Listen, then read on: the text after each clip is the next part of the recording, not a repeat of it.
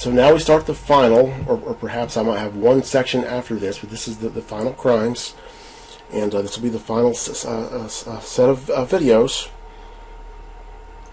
And you saw in that last video that Atrium Health is engaged in healthcare fraud, and I didn't have those records from Philip Murray.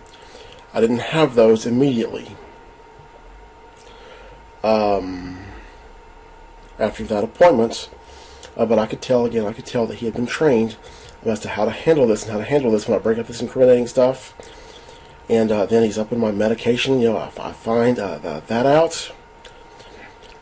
And so it's like Atrium Health, it's up to no good. Wells Fargo's up to no good.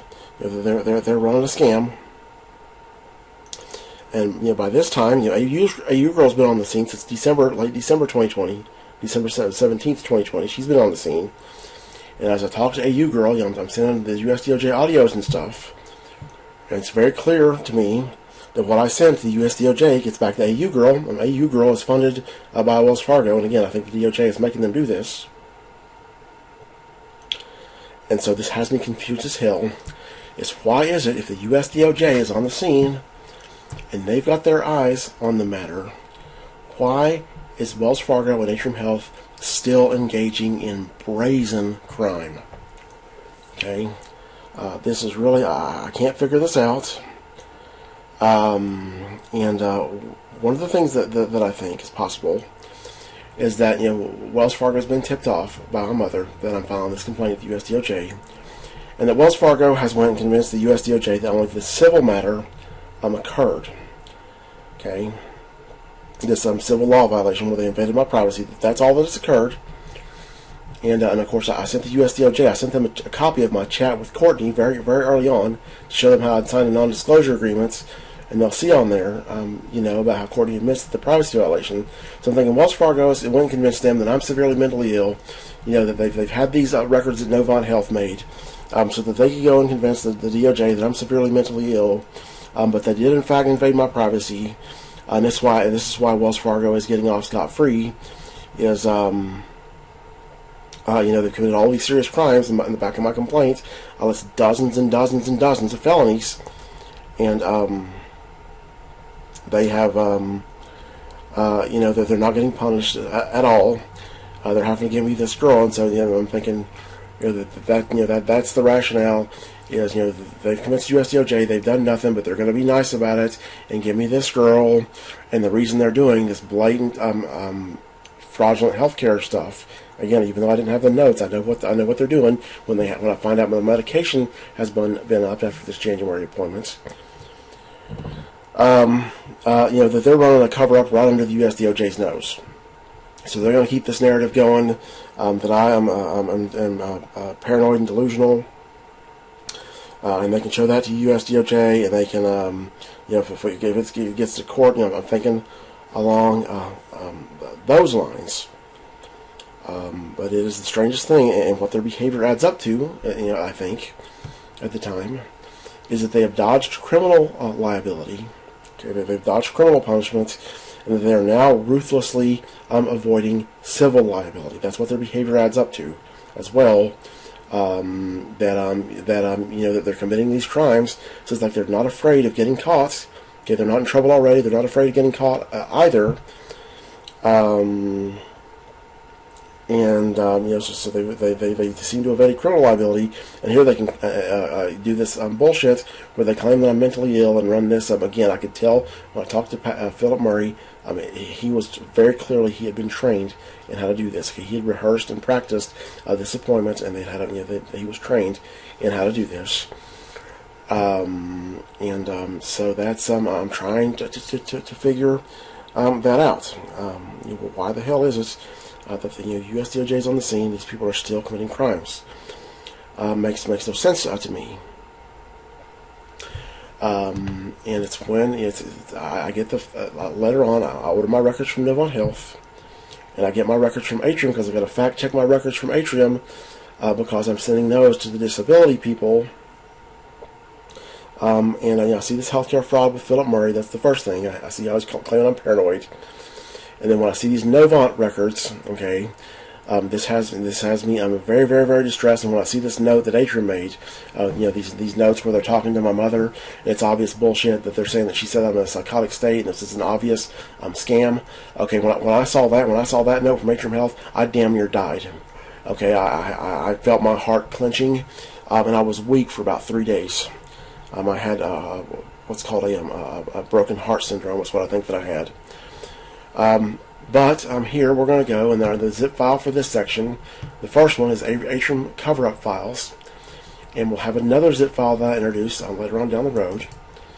But here we have some appointments for 2021, and we have some notes about what happens in August 2021. Don't look at these notes yet. We got an email too, and I'll explain that. But first, we're going to go over these appointments one by one. And this final scam, this occurs on these 3 appointments on 8/12/2021, 9/1/2021, and 10/6/2021. This is their final scam there, their final crimes. And here is leading up to this, and I told you before that I wanted a brain scan to document my PTSD. And so in between this appointment and this appointment, I go to Novant Health to have them order me a brain scan. So we're going to go over the 2:15 appointment, the 3:12 appointment. Then we'll skip back to Novant Health, and I'll introduce the third or the second zip file for this section. We'll talk about what happens in Novant Health, and there'll be a whole lot of realizations that occur after this Novant Health appointment. Okay, to get to with a neurologist to order a brain scan. Now, of course, I want one for AU girl too. That she keeps telling me, and I know that somehow this is tied to the help that I'm going to get. And what I think has happened, actually, I'll get to what I think has happened after the Novant Health meeting. But it's like Wells Fargo, they're making this demand for me to get a brain scan. And I think what it is the USDOJ is exercising power over Wells Fargo. They're saying, you've got to help this guy. You're going to get him this girl. You're going to do this. And Wells Fargo has requested, we want him to get a brain scan. I don't know what the brain scan's for, but it's like Wells Fargo is making this a request, and the USDA would say, okay, you can have him get a brain scan. I don't know what the purpose is, but that's kind of where my mind's going. And then, after following this Novant Health appointment on March 24th, it all becomes clear. So in the next section, we will start analyzing these appointments for 2:15 and 3:12. I'm sorry I'm increasingly rambling in these things. This is a massive, monster-sized investigation with a lot of complex details that I was victimized continuously, starting in December 17, all the way up until October of 2021. And I'm still not free from victimization this day. I'm still not safe. Nothing victimized me at any time. So I've got a mountain of evidence, a mountain of reasoning. And this is supposed to be law enforcement doing this. And if this is a law enforcement that probably have 3-4 people assigned to this, and it's very, very hard for me to keep up with these details as I'm going along, and I don't have forever and a day to make this. Okay, and I think I've done pretty damn good in terms of getting the putting the information together in a way that's organized. The people that are looking at this, whoever you are, I don't know who it's going to be at this point. But I've made it a hell of a lot easier for you than if you started from scratch. And we're up at 17 hours of videos. But this is not really a remarkable appointment here. And so in January of 2021, January 12th, that last appointment, I've got paranoia.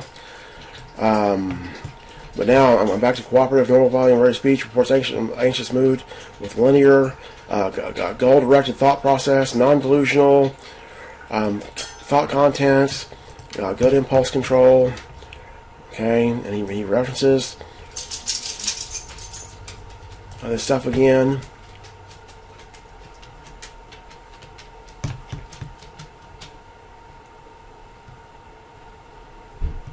Okay, it says, at this time we will discontinue citalopram. In reality, we've already discontinued that. I didn't pick up from the pharmacy. Okay, and in this appointment, you'll see I've got it recorded. He doesn't mention at all anything about this kidnapping and all this other stuff. That again, if we if we if we weren't doing the stupid criminal process, if everything's a crime, that what you would expect is if I've got some paranoid delusion or paranoia or psychotic or whatever he calls this, in January, he would be asking me about that and monitoring my progress. And seeing this, and again, I've beat this point to the ground. I've said this multiple times, but he's not going to bring this up because he knows he's being recorded, and he doesn't want us to engage in a conversation about these crimes. Okay, so that's that appointment. And for now, I'm not going to do a healthcare fraud analysis with my bullet points because I think you can see by this time that they're involved in crime. Okay, now let's go to the 312 appointments. And I've got, now here I go to a new doctor, Dr. Wright, and we have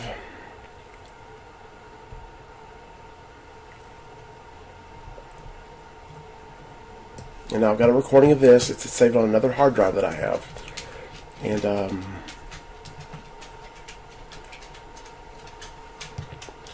so if somebody wants this appointment, we can get it. We can do a healthcare fraud analysis on it.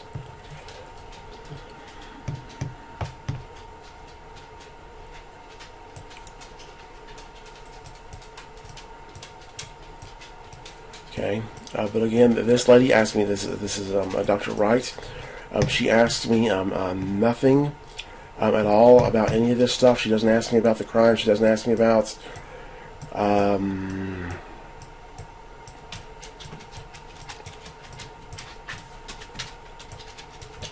she never asked me about none of this. So perceptions, no abnormalities. Okay, so I was paranoid. Let me find my Zyprexa dosage, because I think this is the one where I have my okay, yeah. So I'm back on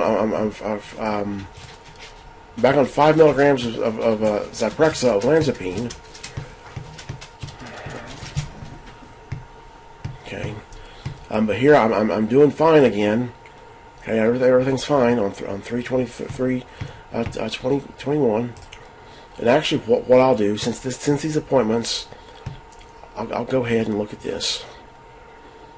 Okay, because I've been on 5 milligrams as I practice. She goes back and puts me back on 5 milligrams. And this appointment,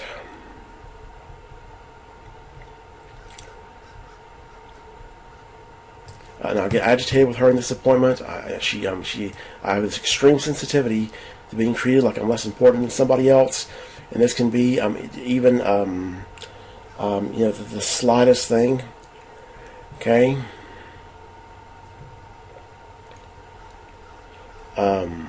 That people make a funny face at me or anything like that, like they're confused, and I will yell and scream at them at this point. Okay, and she states that the 16-hour day schedule, and what this is it's we're now in May of 2021.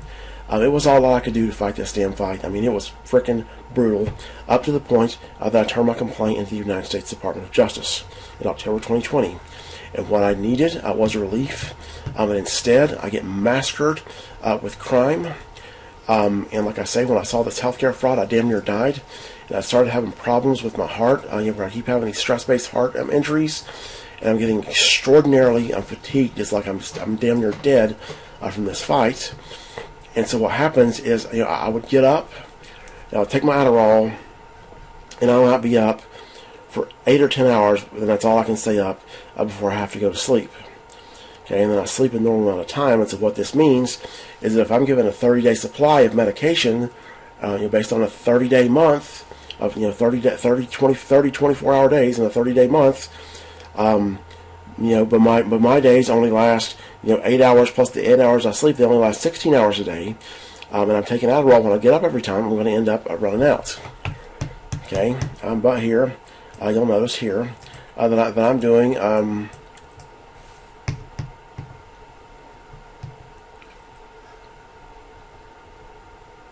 And here I tell her at the end of the appointment that I've been criminally victimized, and this wears me down. He declines to elaborate on the details other than to say that it is documented. Okay, What she's here, she seems like she's trying to pretend like she doesn't know about all that's happened before. And when I mention this, this is at the end of the appointment that I mentioned this, that I've been criminally victimized. And what she does is she gets this look on her face like she's really disturbed and surprised. And this was very clearly to me. This is a pre-prepared. She was prepared to react when I bring up these crimes, because every time I bring up these crimes, you've got to accuse me of being mentally ill and stuff like this. And so I just told her that it's been documented. I didn't say nothing else about it. And that was at the end of the appointment. So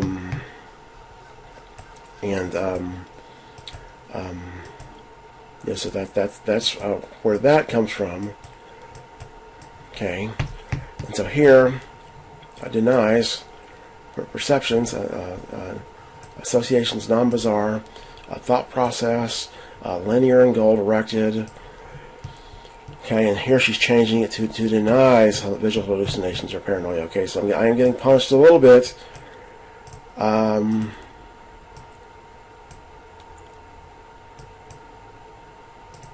For bringing this up.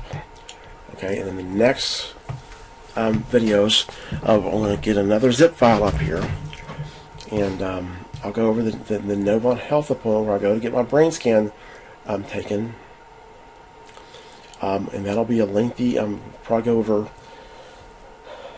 take us 4 or 5 videos to go over this Novant appointment, possibly up to 6 or 7. I don't know, it's going to be a lot. But you'll see here when we go to this Novant, that I'm fine here. I appear to be fine here, except she's watering it down a little bit, saying that I deny instead of saying normal, no abnormalities. But according to this Novant appointment with a Novant provider named Meredith Snap, I've got multiple active psychiatric conditions. So I'm fine here. I go to Meredith Snap. I've got multiple active psychiatric conditions, potential Adderall-induced psychosis, possible schizophrenia, schizoaffective, all kinds of bullshit like this, she says. Then magically, when I come back here, I'm fine again. And then you'll see when we get to this final scam, I'm a total fucking wreck on my following appointments. Okay, and this is a big damn scam they ran right here, and this is ruthless what these people did to me. But we'll continue to the next section. So now we're going to continue on, and we're going to return to Novant Health.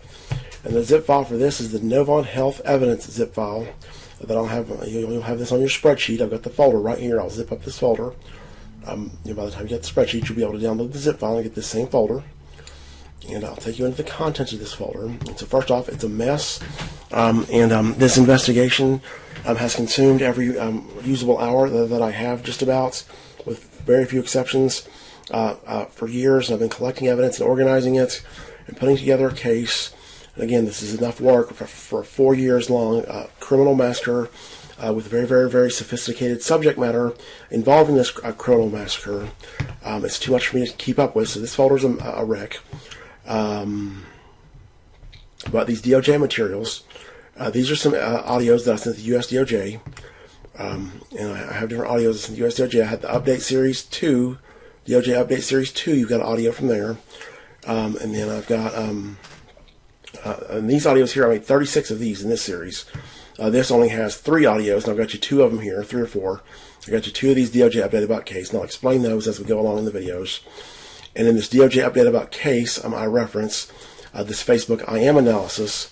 I also reference my joinrates.pdf file that's in my Facebook scam folder. But I haven't previously provided you with this Facebook I Am analysis, and so I'll leave that in there. But no need to look into this yet. Okay. Then I've got some stuff. I eventually get my MRI. I get that back. I don't know what this Meredith Snap notes document is. I've got Snap HPI. This is Meredith Snap, her history of present illness that she prepared following the appointment that we're about to go over. And I've got my HPI, which is my version where I go by the facts of what I've said. These right here, these messages, these are all emails. Okay, these are all emails.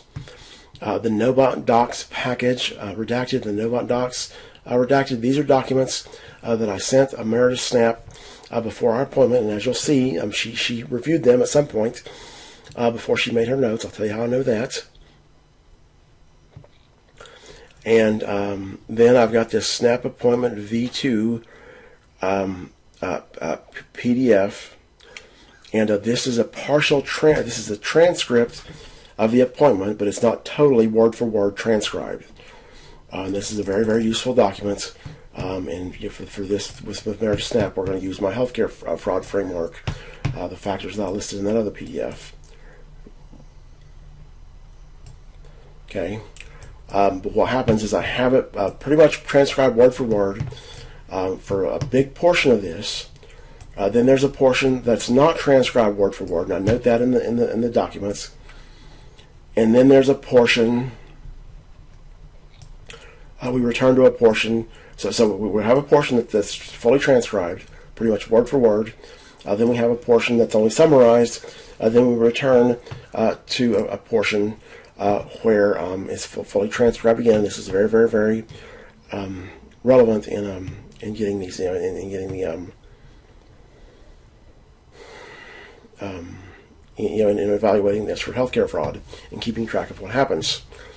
And so the takeaways before we begin this appointment is that she saw these messages. I've sent these messages, that I've sent her these doc packages, okay? And she hasn't had time to review them yet, but you'll see that she does review them. I send her this one first, and then I send the Novant docs. Then I send the Novant docs package second, and this is a larger file that has a lot more in there. And actually, I'll go ahead. I think hopefully she did see the first page that I put on there about my goals for this appointment. So we'll go over that. That'll be important. And I've got my Novant records that I ordered from this appointment. This is my 4/17/2021. I ordered these. I think is what the 4/17/2021 is about. And then here's my Novant records from my first request. Around the time I made this appointment with Meredith Snap, or some point in time around there, I'd requested my Novant records for this hospitalization. And whatever other records they have. I've been to the ER a few times, and I request those records. And we've already went over some of these records on my other Novant Health videos. But these records, there's an important feature that we got to note about these records, that you're going to see there's something funny going on with these PDFs. And I'll explain that. But basically, at the conclusion of this section, where we discuss Novant Health, you're going to see, you're going to be able to follow my reasoning and see how what has happened is Wells Fargo and the US DOJ have taken over Novant Health to be used for their cover-up. They're obviously using Atrium Health. Again, what I suspect happened is somebody high up at Atrium Health, some executive, maybe the chief executive officer, knows somebody way high up in Novant Health, and they've offered them to do this, and they've probably gotten paid.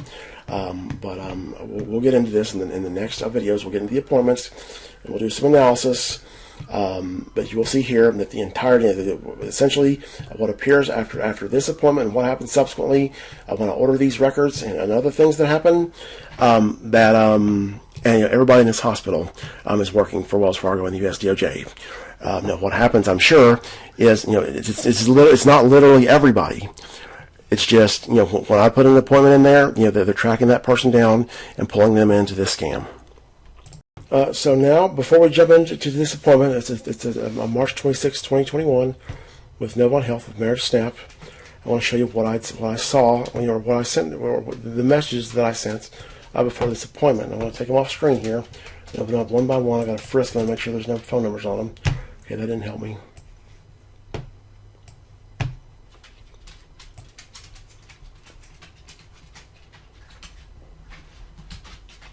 Okay. So this is an email I sent.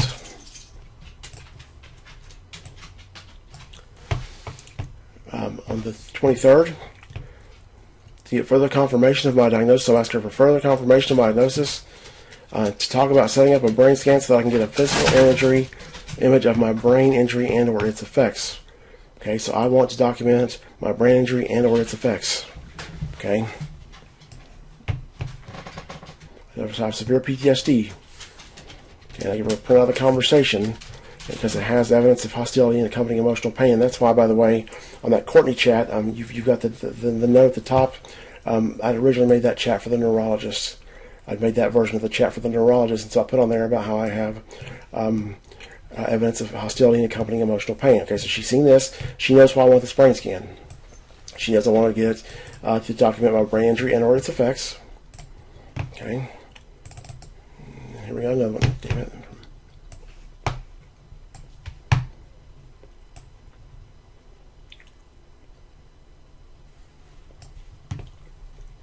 Okay, and so here I sent her that I've got several hundred pages of documentation to send her, and this is on 3/24/2021. I'm just going to have to risk it here and let this open this up. Okay, now notice here how I tell her that part of my condition is that I have an extreme fear of the mental health system being used to criminally abuse me. This is originally a face-to-face appointments, and I schedule a virtual visit. Okay, so notice this. This is a relevant detail here that I tell her that I have an extreme fear of the mental health system being criminally abused against me. Okay, and you see here I've attached these Novant docs, which I'll give you the unredacted versions of those too. I can't use the unredacted on this video. So I send this to her. Then I decide to send her the bigger package that has more documents. Okay, here are my instructions. See if I got a message on here. Okay, and we shouldn't have a problem with the hospital's phone number on there. Okay, let me find the next message.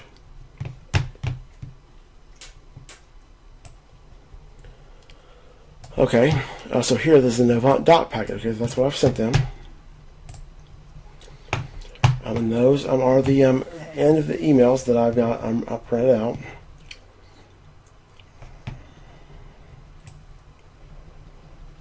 And let me show you here this first docs that I sent her, because I believe these are the ones she looked at.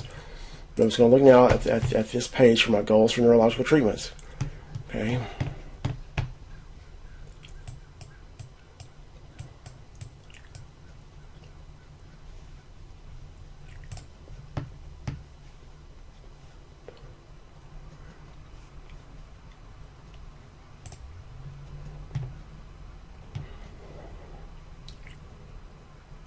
I need to get this off here. Okay. And so I give her a Facebook Messenger printout of my symptoms. Okay, it took me a long time to prepare these documents. And when I was sick with PTSD, I could fill out Word documents a whole lot easier. Okay, I need to get off this. I need to get on this Edit PDF menu here.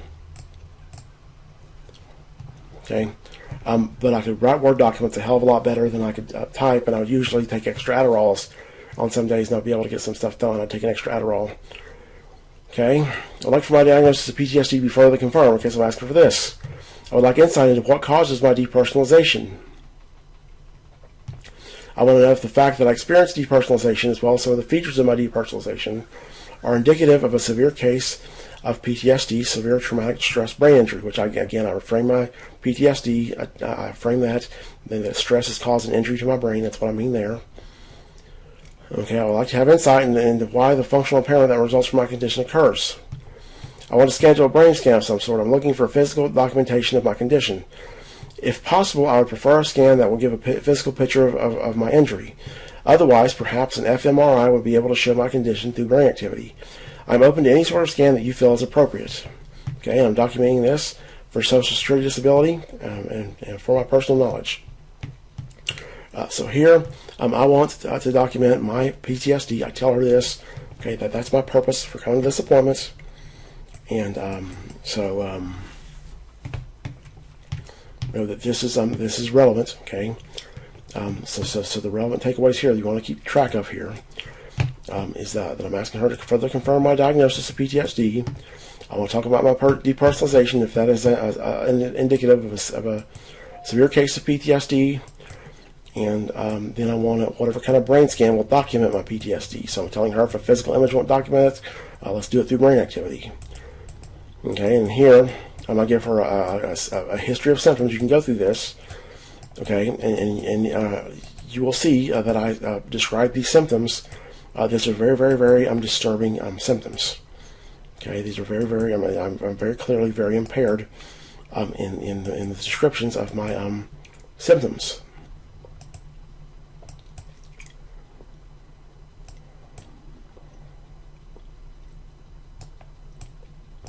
Okay, history of treatment. Let me find here. I'll show you something here.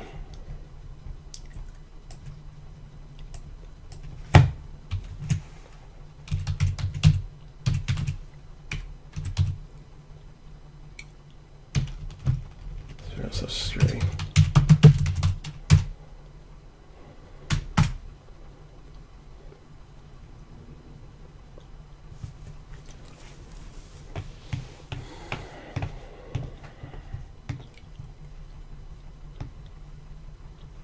Okay, I'll talk about this. Let me find some more references to this.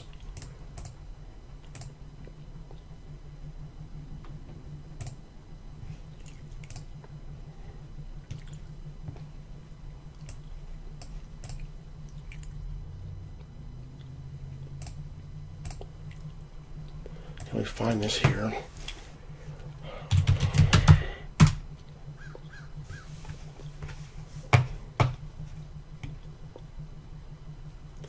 Okay, so here in April 2020, I filed for disability benefits. I was unable to complete my application in time because I had to fill out paperwork and take it to the post office to mail it. My feeling of extreme psychological paralysis makes it very hard to drive anywhere. I also have extreme difficulty filling paperwork. Okay, I eventually type a Word document to be used in lieu of the items on the paperwork. My mother comes in and mails them. By that time, it's too late and my application has already been denied.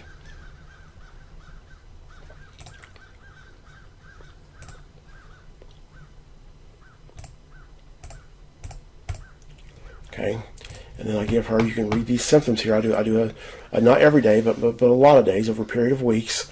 I document my symptoms because that's recommended in the Social Security book that I got.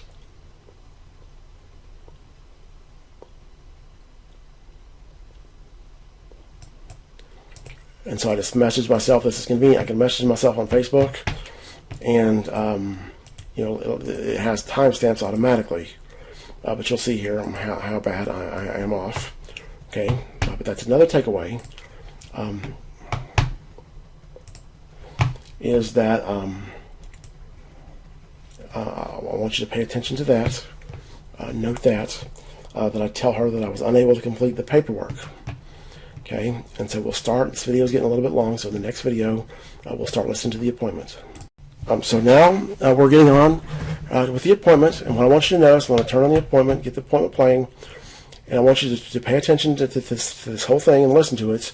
As we go along, I'll do it in 5 or 10 minute video chunks, probably 10-minute video chunks. And two things I want you to look out for is, one, I want you to notice if she ever says anything, if I ever tell her anything about my disability paperwork for Social Security. Okay, I want you to notice what I tell her about that, if I tell her anything. And I want you to notice if there's any time at all in this call that I tell her that I think people are out, quote unquote, out to get me. Okay, I want you to notice those two when we go over this file. I want you to look for those two things as we go along.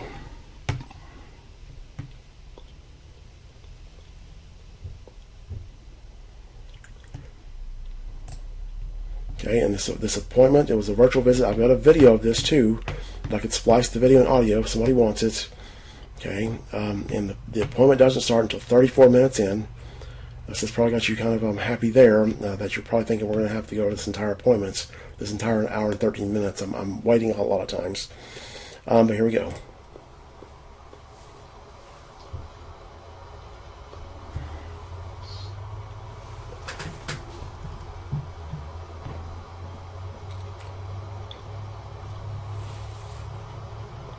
Okie dokie. Can you hear me? Hi, Leonard. Yes, hello. So you can hear me? Yes, I can hear and see you. This is Dr. Snap. Can you hear and see me? Yes, I sure can. Good. Wonderful. Wonderful. So I did receive the records that you sent over detailing your history and some of the symptoms that you've been experiencing. Yeah, now, did you see the second email that I sent to Lindsay? I sent you an updated doc package. It's got like 340 pages. Let me see.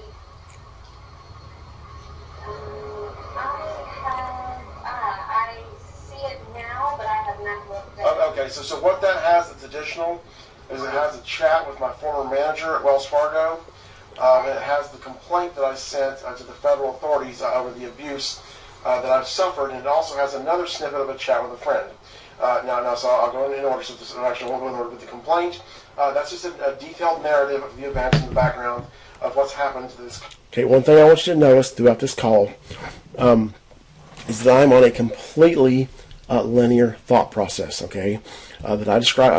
I give her what I'm doing at the beginning, and then I get on the narrative of what occurs. Okay, and I progress through this narrative of what's happened to me very linearly, in a linear fashion. I don't jump all over the place. Now, I've taken an extra Adderall before this appointment, and so I'm on 60 milligrams, and I'm talking really fast. But you will see that my thought content is limited to these crimes and everything that has occurred, and that there's no flight of ideas. And I also, I'll listen for this as well, but I don't think that I'm being tangential at all. Caused my traumatic stress, brain injury, and of course there's a whole background that follows it. Going way back to when I lived in the mountains. Okay, so that's the complaint. That's kind of like a narrative. The chat with my friend. That's just what I picked out one example of when I had this symptom where I got become suddenly hostile. This is something I have all the time, and so I was especially having it back then. It's just like I will be hit with some memory or some feeling or something. And I'll have this very, very pulverizing feeling of emotional pain, and it's like a shell shock feeling, and it'll be accompanied at times by a feeling of hostility. Okay, and then the chat with my manager, I just put that in there because it is full of such instances where you'll be able to see that I'm talking to her, and it's kind of a normal, kind of easygoing or just kind of informal. There's conversation, and then all of a sudden I start to make insults at her and tell her I'm going to make legal threats to this person. I'm going to ruin this person's life for what they've done to me, and things like this. Okay, and so to me, and again, I have no idea if that's useful to you or not, but I just thought I'd throw it in there because I've had these symptoms going back way then, and so you can see in that chat history, you'll be able. When did this started? Okay, so when did the PTSD start? Sure. Okay, so I noticed it acutely in April of 2019. Okay, and what happened there was a massive criminal scam was ran on me, and I was basically kidnapped. And again, I've got a rationale for because it's not what you normally think is kidnapping. That's what it was. Okay, it was done under the guise of a civil commitment petition. Now, that was April of 2019. Now, I do believe that I was experiencing this hostility and this emotional pain to some degree before then. Now, the reason I say that is because on my records at Atrium, the person that was involved in the civil commitment petition, the petitioner, I believe they call her, she had made some comments about how that I'll be talking normally and all of a sudden I'll get hostile, something like that, she says. So I didn't recall, because again, the profound symptoms started in April 2019. They got extremely profound in May. Okay. And that was so again, that's when I recall it. But then when I started looking at my records, I know she had said that, so I'd say probably a couple months before then, in February or so, I'd had some symptoms there. Okay, so I pretty much directly answered her question there. I think you'll agree that I went off on a little bit of a tangent, and I'm just giving her a lot of information, speaking in excessive detail as I always do. You were kidnapped. Yes. Okay, now notice here, she asked me if I was kidnapped, and so what this would suggest, all else being equal, is that she hasn't saw the previous notes from my previous stay at Novant Health in September and October of 2020, because I referenced being kidnapped there. And here she asked me this as if she doesn't know that, so that would you would think that she hasn't looked at those notes. Yes. It was a kidnapping under the guise of a civil commitment petition. Okay, and of course I know that this whole thing sounds insane, but let me give you the background here. So what happens is I moved from the mountains of western North Carolina. This is background to Charlotte in 2011. Okay, now I left behind a huge freaking mess that didn't need to make it up here. Okay, so this included people that had made attempts on my life, Okay, they've been out to get me out for me for a long time. I was also treated very stigmatized. Horrible rumors went around me concerning my mental health history. Okay, so this hell had to be left there. Okay, and so the first job I get a job at Bank of America. I work there. I'm laid off, and then I get a job at Wells Fargo in November 13.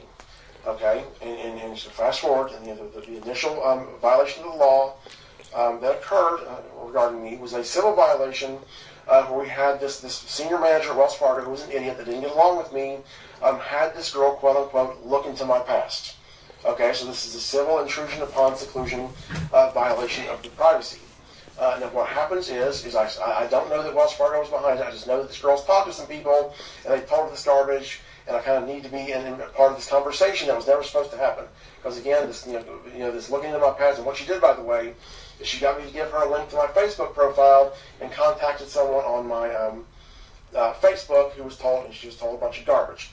Okay, so I beg and plead and scream, threatened with this girl, over and over from December 17 all the way up until April 19.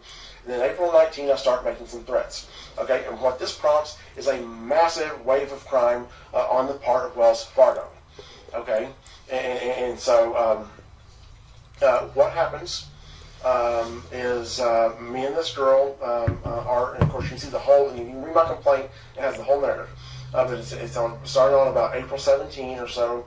Me and this girl Jenny. Okay, I'll stop this right here and I'll start with the next video. We'll continue. Right, for here, we're starting again. I want to bring back up my healthcare fraud framework, the healthcare fraud factors. Okay, so my PTSD. So if whoever, the provider, discounts my PTSD, that is healthcare fraud in Wells Fargo's favor. If they refuse to acknowledge my PTSD or verify my PTSD, that is in Wells Fargo's favor. If they omit symptoms of my PTSD that I describe, that is in Wells Fargo's favor. If they try to ascribe my symptoms of PTSD to some other condition that I have or medication that I take, that is healthcare fraud in Wells Fargo's favor. If they systematically leave out my pain and suffering, if they systematically leave out or understate my impairment and loss of ability to produce an income. Okay, so they leave out or understate this. That is healthcare fraud in Wells Fargo's favor. And then systematically leaving out the civil law violations that occurred, specifically Wells Fargo's involvement. Okay, systematically leaving that out, and especially systematically leaving out Wells Fargo's involvement. This is healthcare fraud in Wells Fargo's favor. Okay, portraying me to have mental illness symptoms is in Wells Fargo's favor. Making statements that would suggest that I have mental illness symptoms is in Wells Fargo's favor. Okay, avoiding making statements that I'm mentally well is in Wells Fargo's favor. Giving rational reasons for believing what I believe is not in Wells Fargo's favor. Okay, and showing evidence or presenting evidence for claims that I make is not in Wells Fargo's favor. Okay, and you want to keep in mind here, as this appointment goes on, so thus far I've mentioned emotional pain and hostility, these bouts of a terrible emotional pain that are accompanied by hostility. I've mentioned some crimes here. I've mentioned Wells Fargo creating a crime spree, and I've mentioned being kidnapped, and you got to keep in mind that this is Marriage Snap at Novant Health. Novant Health has a healthcare information exchange with Atrium Health that they can view. That when I start bringing up the civil commitment petition and the custody order with the dates forged, they have that available to view. Okay, they can pull it in their systems, and if they can't pull it in their systems, I send it to her in my updated doc package. Okay, but here let's continue on. 2019, sorry. Yeah, 2019. So April 17th, 2019, around there, me and this girl, Jenny, we start arguing about this whole situation again. Okay, because we've been arguing about it forever. She repeatedly says it never happened. I want you to keep in mind these factors that I listed as you listen to this. Note where I bring them up, and then later on we'll compare it with the healthcare notes. But there's too many suspect details that make it clear to me that it has. And so what happens? Me and her have been arguing about this for years. And this kind of dispute that we have kind of goes on and off for a few days. April 21st, 2019, I'd had a dispute with her, and I'd made a heated comment about don't have nobody come over here to get me because I'm going to be a vegetable or something like this. And basically, I was making a reference to what would happen if I poisoned myself and she sent someone over here, to get me. Okay? And what she does, she goes to the magistrate and uses this as an excuse. This is an excuse that I have made. This vague, again, it was a heated emotional statement. I've made these statements all the time. I have out of emotional pain and things like this, and of course I kind of overreact. How do I say this? Sorry, I'm getting tongue-tied here. This whole situation has caused me a lot of emotional pain, and it has caused me to have, say, suicidal type things, or suicidal ideations for a long time. Okay, so she goes and fills out a civil commitment petition with the magistrate in Charlotte. Okay, now this thing that I described where I had my privacy invaded, this was entered on the civil commitment petition as that I, quote, thought my friends were out to get me, and that I was having paranoid delusions. So again, I think a workplace privacy violation has happened. It's characterized, I think my friends are out to get me. She says that I have detailed plans to commit suicide or something like this. Okay, and so what happens is, on the 21st we're arguing. I don't know if she filled out this petition until all of a sudden, at 11:03 p.m. at my door is an officer of the Charlotte Mecklenburg police who enters my residence against my consent. I told him I didn't want to. I said, no, I'm fine. I need you to, I'm going to bed. He says, well, I'm going to have to come in. Okay, so he enters my apartment against my consent. He proceeds to tell me that because of the nature of what's happened, we're going to have somebody come and look at me. I'm not under arrest. And he gives me this whole spiel. He puts me in handcuffs against my consent. He puts me in his patrol car against my consent and drives me to 501 Billingsley Road against my consent. Now, on the way there, he admits that he does not have this civil commitment petition in his possession. Because I start asking myself, so she files some paperwork, and he starts saying something like, well, whoever did will sign it, or whoever did will file it, or something like this. What he is saying makes it very clear that he is not in possession of this civil commitment petition. Okay, so I go to Atrium Health, 501 Billingsley Road, at their inpatient unit, and I'm very eager and anxious to see a doctor because this whole thing is bullshit. I'm convinced that I can very, very transparently, this whole thing, claiming that I have delusions and paranoia, and whatever other garbage that she said, it's bullshit. And I can also show them these texts where it's like, just very briefly made a heated statement. And by the way, after I make this heated statement about don't send him over here because I'm going to be a vegetable, there was like a period of 3 hours that I'm doing very, very good. I'm cool as a cucumber. So anyhow, while I'm there, what happens is the officer goes and gets the petition from the magistrate's office and brings it to the gentleman at the door at Atrium.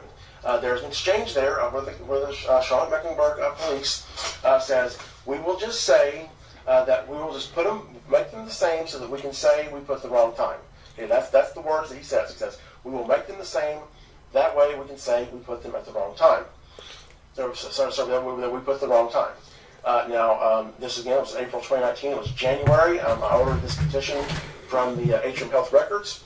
What he's talking about there is that on this civil commitment petition, they put the time that I was taken into custody at 11:43 p.m. Okay, that's what that means. That's the time I'm throwing handcuffs and placed in a patrol car, so to speak. Okay, the time I'm delivered to the inpatient unit is also 11:43 p.m.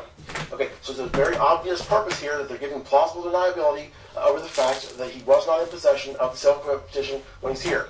So they know, they go to the magistrate's audit file and they put the real time on there. They got at my house at 11:03. This defies the laws of nature. He can't be at the magistrate's office at 11:35 and get this petition and take it to me at 11:00 p.m. Okay. So again, this whole thing was a kidnapping, very simply for the following reasons. And this is according to North Carolina law.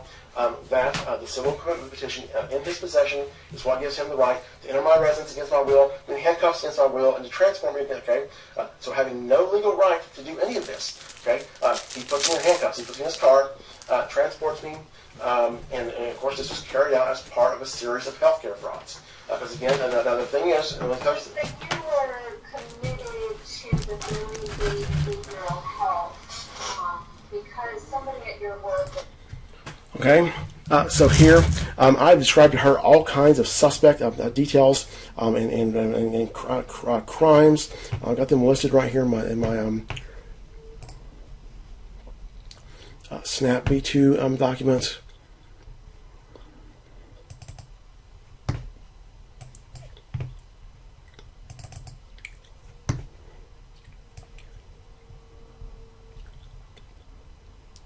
Okay, up to this point, I've described the following. Details being entered on a civil commitment petition in such a grossly mischaracterized way as to suggest deliberate fraud. Okay, where it says privacy, I say privacy violation. They put, I think my friends are out to get me. False claims that I have detailed plans for committing suicide, which that was sort of on the petition, and it was actually Jenny had given this detail to Atrium. Okay, an officer unlawfully handcuffing me and transporting me to an inpatient unit, not being in possession of the petition. Okay, the Atrium Health and the Charlotte Mecklenburg Police cooperating in a blatant crime. Okay, and fraudulently entering the timestamps on the petition. And again, she can pull this petition, she can pull the custody order, she can verify what I'm saying, including the fraudulent timestamps. Okay, I give a legal argument about why this is a kidnapping, and I describe all of the proceeding while speaking very fast. Okay, and there's a mountain of information to comprehend in what I've described. And so what you expect her to do is to ask a bunch of questions. Okay, all these details, the dates and the times and the events that I've given her in a rapid-fire, machine gun fashion. This is going to jar your brain if you've never heard this before. And so you would expect her to say, whoa, wait a minute, what are you saying here? Clarify me on each of these points. Ask me to go back and explain again, explain this part, explain that part. None of this. And what this suggests is that she is, it suggests that there are two possible, there are two of the possible explanations of this, two of the possible ones, maybe there are more, is that she doesn't ask questions because she's already familiar with all of this. And of course, none of this was in my Novant Healthcare records from this hospital stay in October. And so even if she had all those records, all she would have known was that I said I'd been kidnapped by the police. Okay? She's over it, but that's what this suggests. She doesn't ask questions because she's already familiar with every bit of this. Okay? And you got to ask yourself, why would she already be familiar? And then,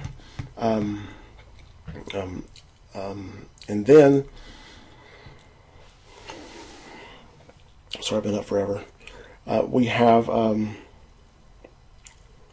then she's doing her own thing, so she doesn't care what I say. She's doing her own thing, and that's why she doesn't ask questions. But her behavior is suspect, and you see there, she discounts what I say and tells me, I'll play it again. She says, "You were committed." Okay, I describe her a series of blatant crimes.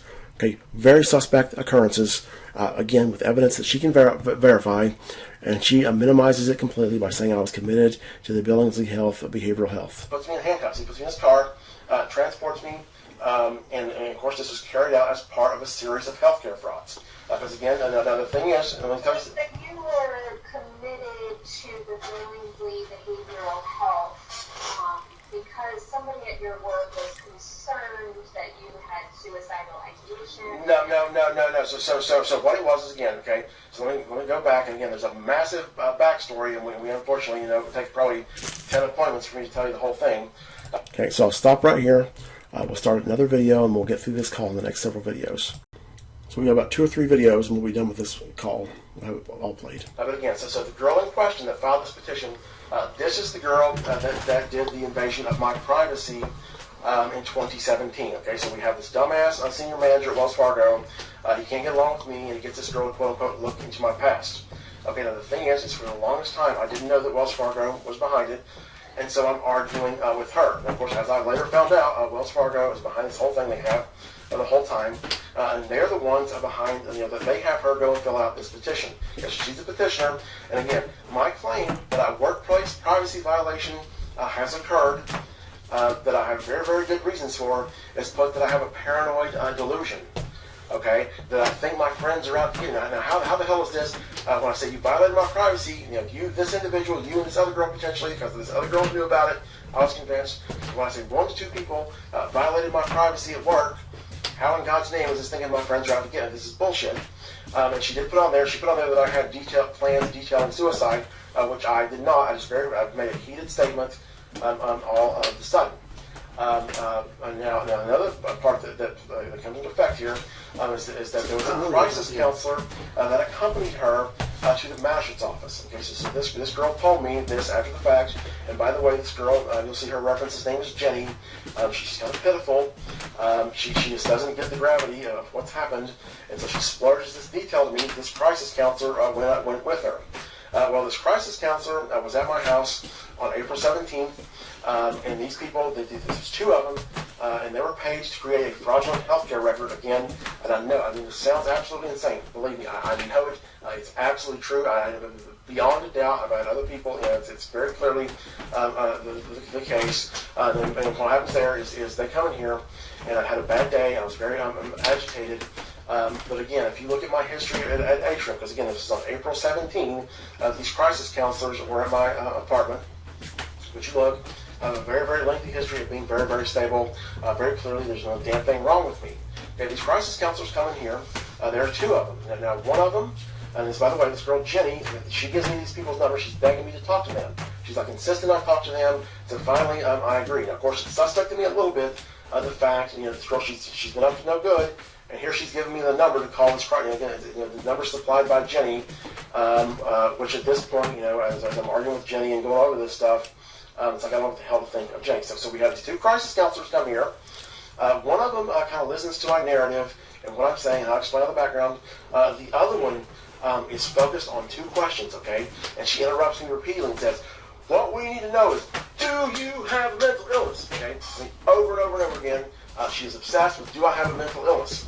Okay, now as I'm giving my narrative, I'm telling about my history and all this, which I tend to be overly detailed. I have autism, and so I tend to tell the whole story, excessive detail. And so I'll say, and then when I was, such and such age, when I was 13, I was treated for conduct disorder as a kid.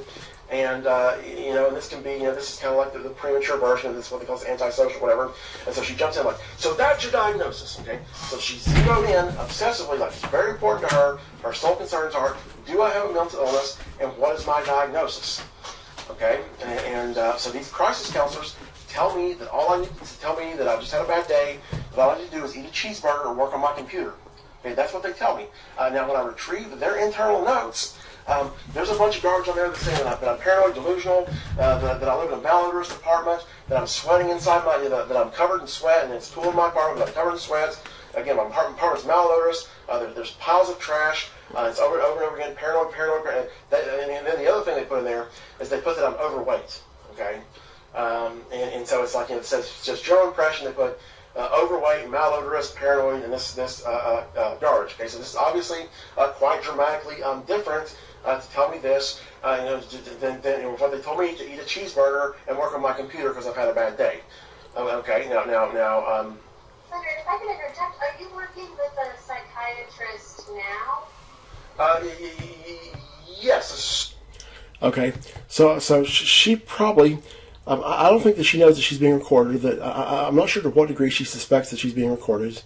But I just gave her another slew of jam bands. What I just told her over the past 5 minutes is jam-packed with all kinds of details that need verifying and clarifying.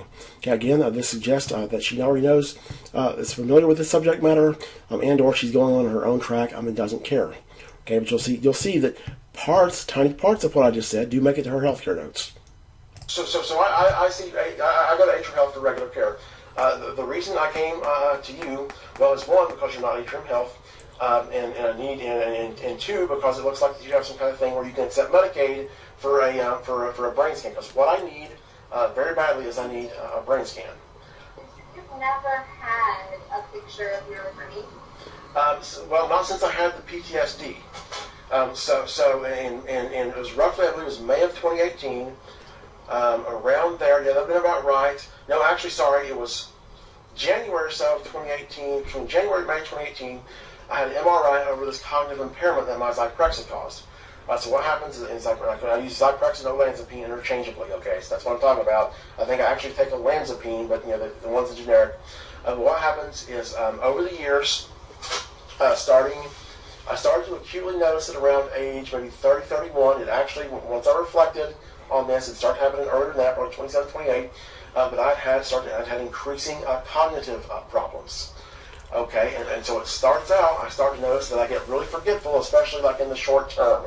So I'll be talking, it's like all of a sudden I just forget what I'm talking about. And of course, this happens to a lot of people, and it didn't normally happen to me, and it sure as hell didn't happen with so much frequency.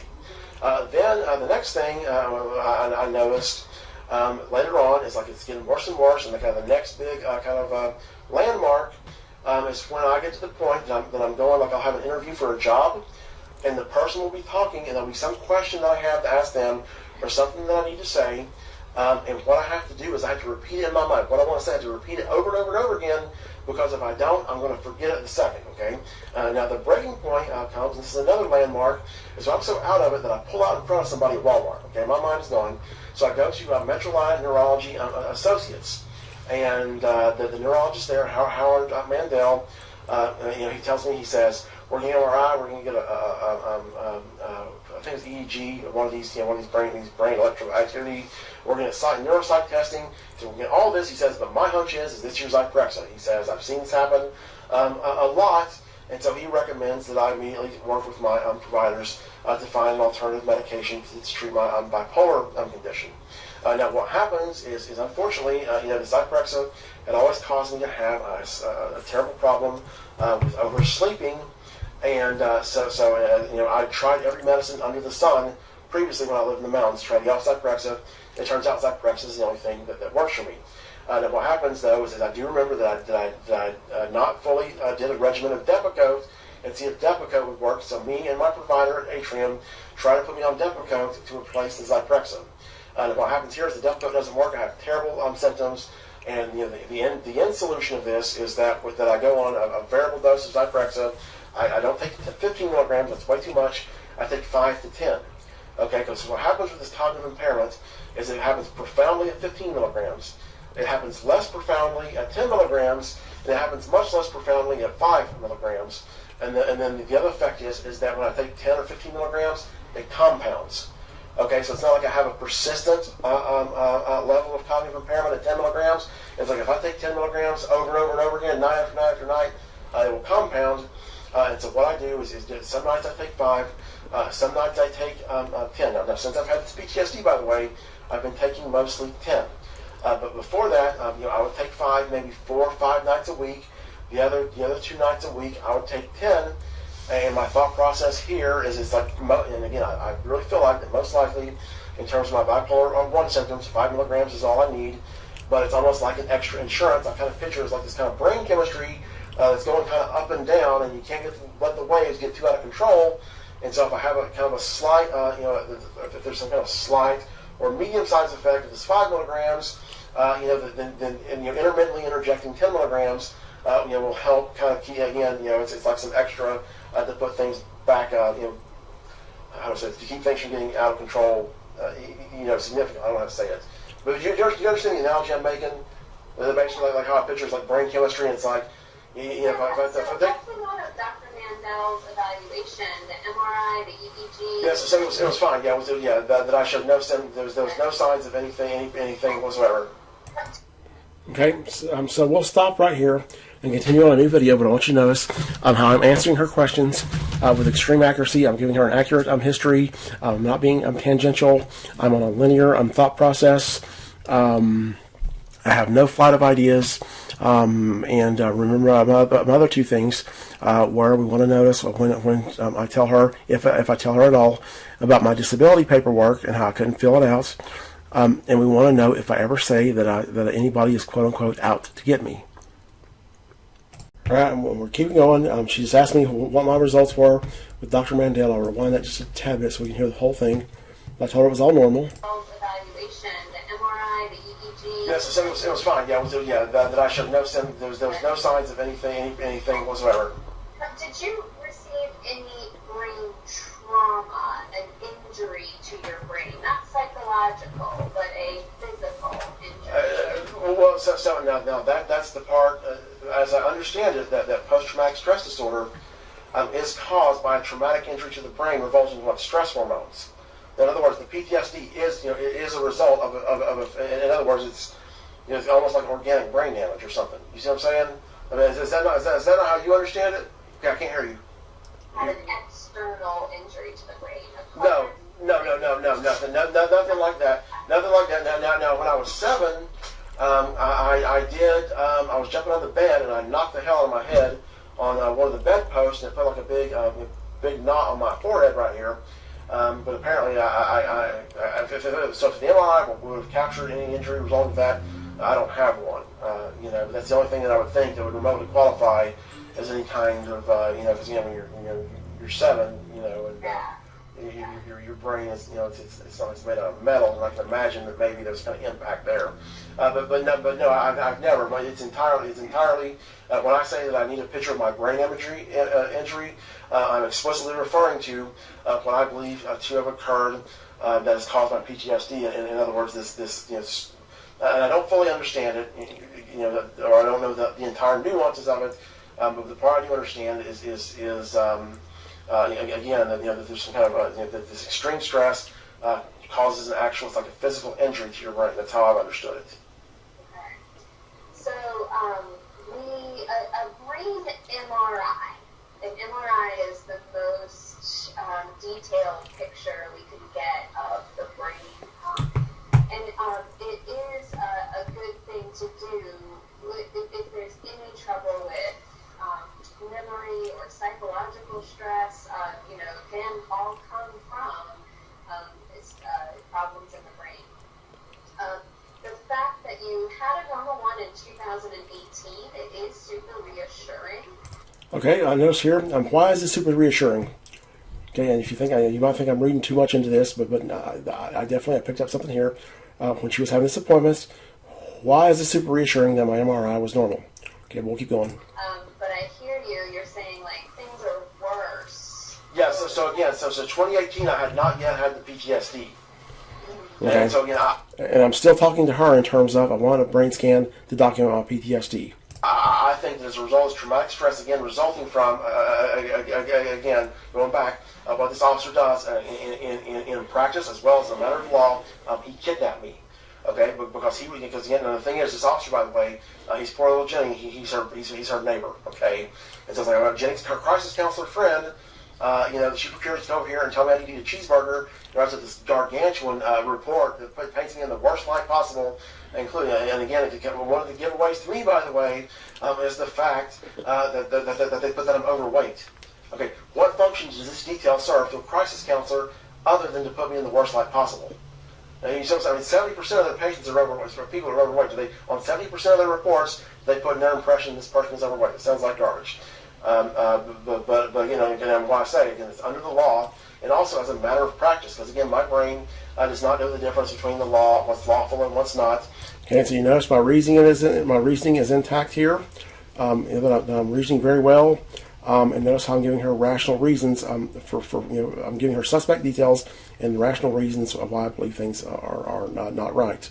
My brain just knows what happens. So say it was perfectly legal for the police to come here and just beat the living shit out of me. Okay, they come here and pound me black and blue. It was permanently, you know, it was perfectly legal. Well, my brain, my body, does not know the difference between an illegal pulverizing and a legal pulverizing. All it knows has been pulverized. And the same thing is you got to understand that this thing that happened at my work caused me unbelievable, enormous stress when it happened. Okay, it was like I was doing so well, and I go into like a downward spiral where I'm living in hell intermittently. I mean, I cry, I scream. I've gotten suicidal over it at least once that I recall. Actually, more than that. I mean, it was terribly. And so what happens is I beg this girl. It's like, why would you not tell me? Because again, I've got people who want to fucking kill me out in the mountains out there. I need to know who the hell's you're talking to and what information you're giving them. You know, again, it's the whole fucking nightmare I left behind. Now, once they bring this nightmare here, I need to be part of the picture. That was the concern. Another concern is I don't even know what the hell these people say. Okay, in terms of these rumors that they spread about me, I've got some inklings or some ideas about what they might say. I know it stems from my mental health history, for sure. And so it's something about, you know, that I've been to a mental institution and I'm some kind of mental, you know, these people in the mountains, you know, they perceive that this hospital I went to is in Morgan, North Carolina. It's called Broughton. And when I'm growing up in the mountains up there, Broughton Hospital is perceived as this place where it's like, you know, people are chained to the wall. And it's like, you know, stay to the right because Hannibal Lecter's on the left. Okay, that's how the people see it. And so once I've been sent there, all these rumors get started. I mean, it destroys my life. And again, that's a side note to the fact that I've literally had people make attempts on my life, for sure. Okay, and so what happens is I'm feeling totally worthless. Like I mean, I have no worth whatsoever. And I beg and plead, and eventually I get to the point like, here, will you just admit that I have a reason to think this? Okay, that all this bullshit that you've told me doesn't make sense. You know, which I detail in the complaint, a lot of this bullshit she tells me. Again, this poor girl, she's not all there. Which is another thing that pisses me off beyond belief that these goddamn thugs at Wells Fargo, they're sitting on $100 billion and hide behind this little girl. It's fucking pathetic. But again, I'm sitting here, I'm feeling totally worthless. I beg and plead, and then the next thing they do is have some punk-ass fucking officer come here and throw me in handcuffs, okay, and take me to this goddamn hospital, again, in a kidnapping. Okay, so first off, under the law, it is not sufficient. The law says, I can't remember what chapter it is, the North Carolina statute. It says the person has threatened suicide or has made plans of suicide, and there's a reasonable probability. First off, I've made these heated statements before. I was cool as a cucumber for 3 hours. This officer comes and gets me. I'm totally fine. So even then, there wasn't a sufficient reason in my mind to file this petition under the law. Now, what complicates that is these goddamn magistrates will sign anything you put in front of them. Okay, now, given that the magistrate signed that, had he had it in his possession, you might think, okay, this was a legal, legal what he did because he's got the petition in his possession. Well, first, he didn't have it in his possession. Second, he for sure knew that this thing was fraudulent. This petition was fraud. Okay, he was part of this. Scam, and then of course then what happens is I go to Atrium and the destruction of my life immediately follows.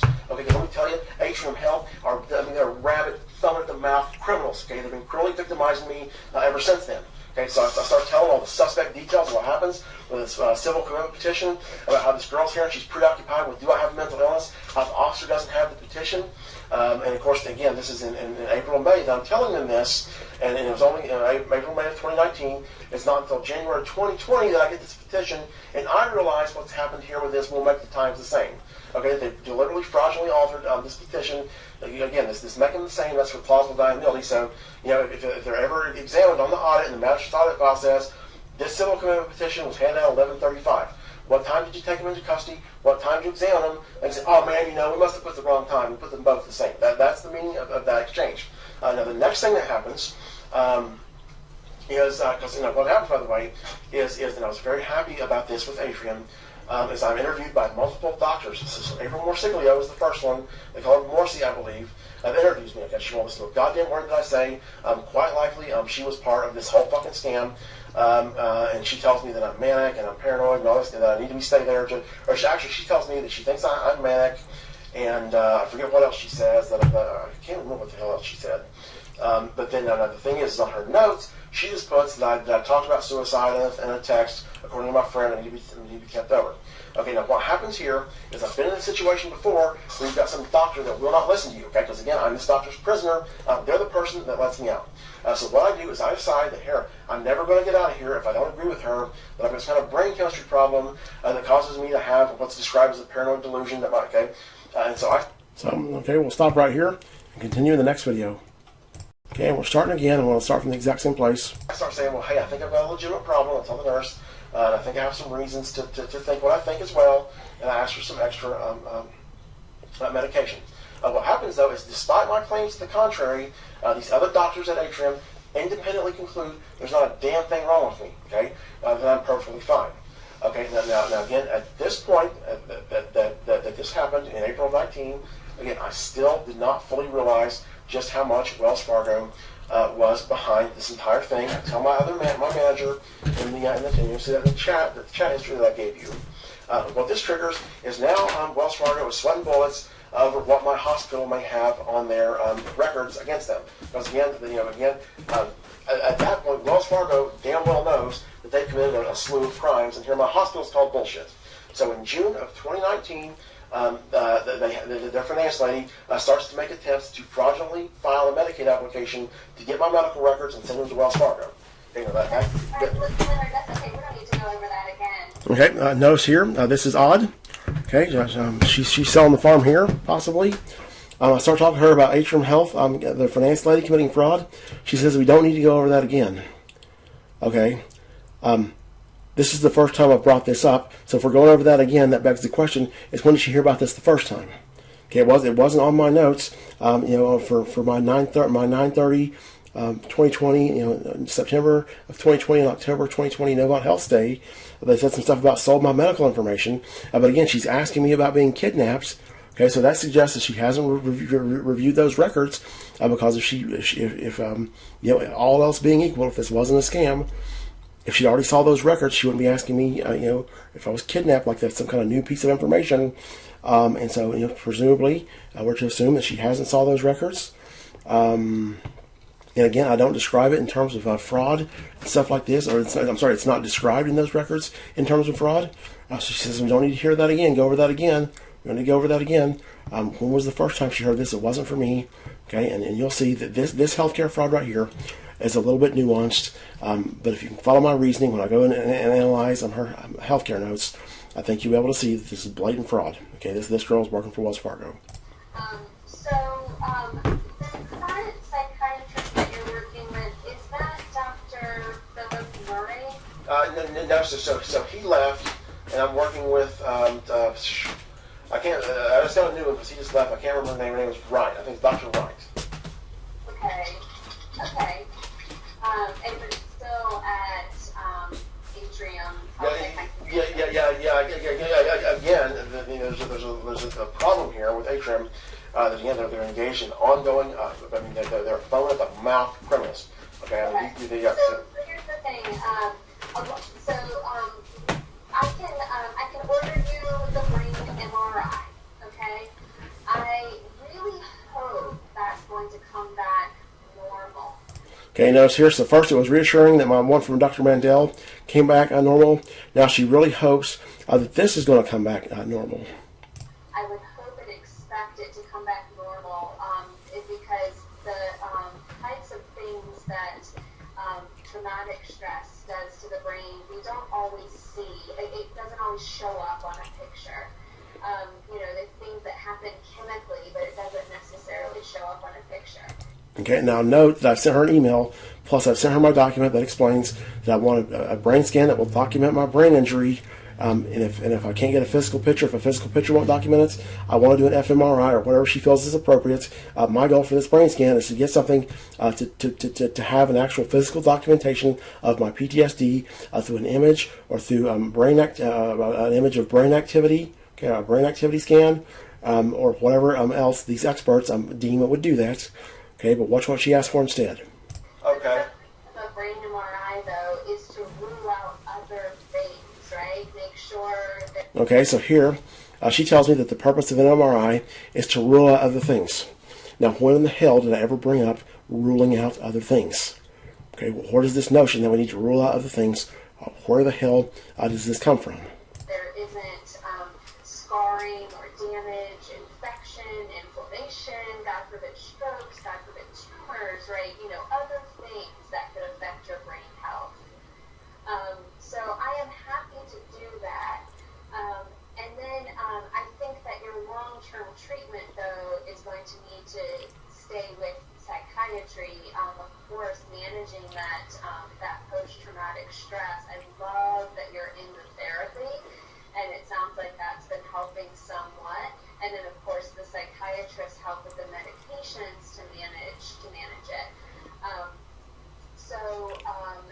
I just want to mention that Adderall can sometimes make things worse rather than better as far as PTSD symptoms or your thought processes. I understand you take that for ADD.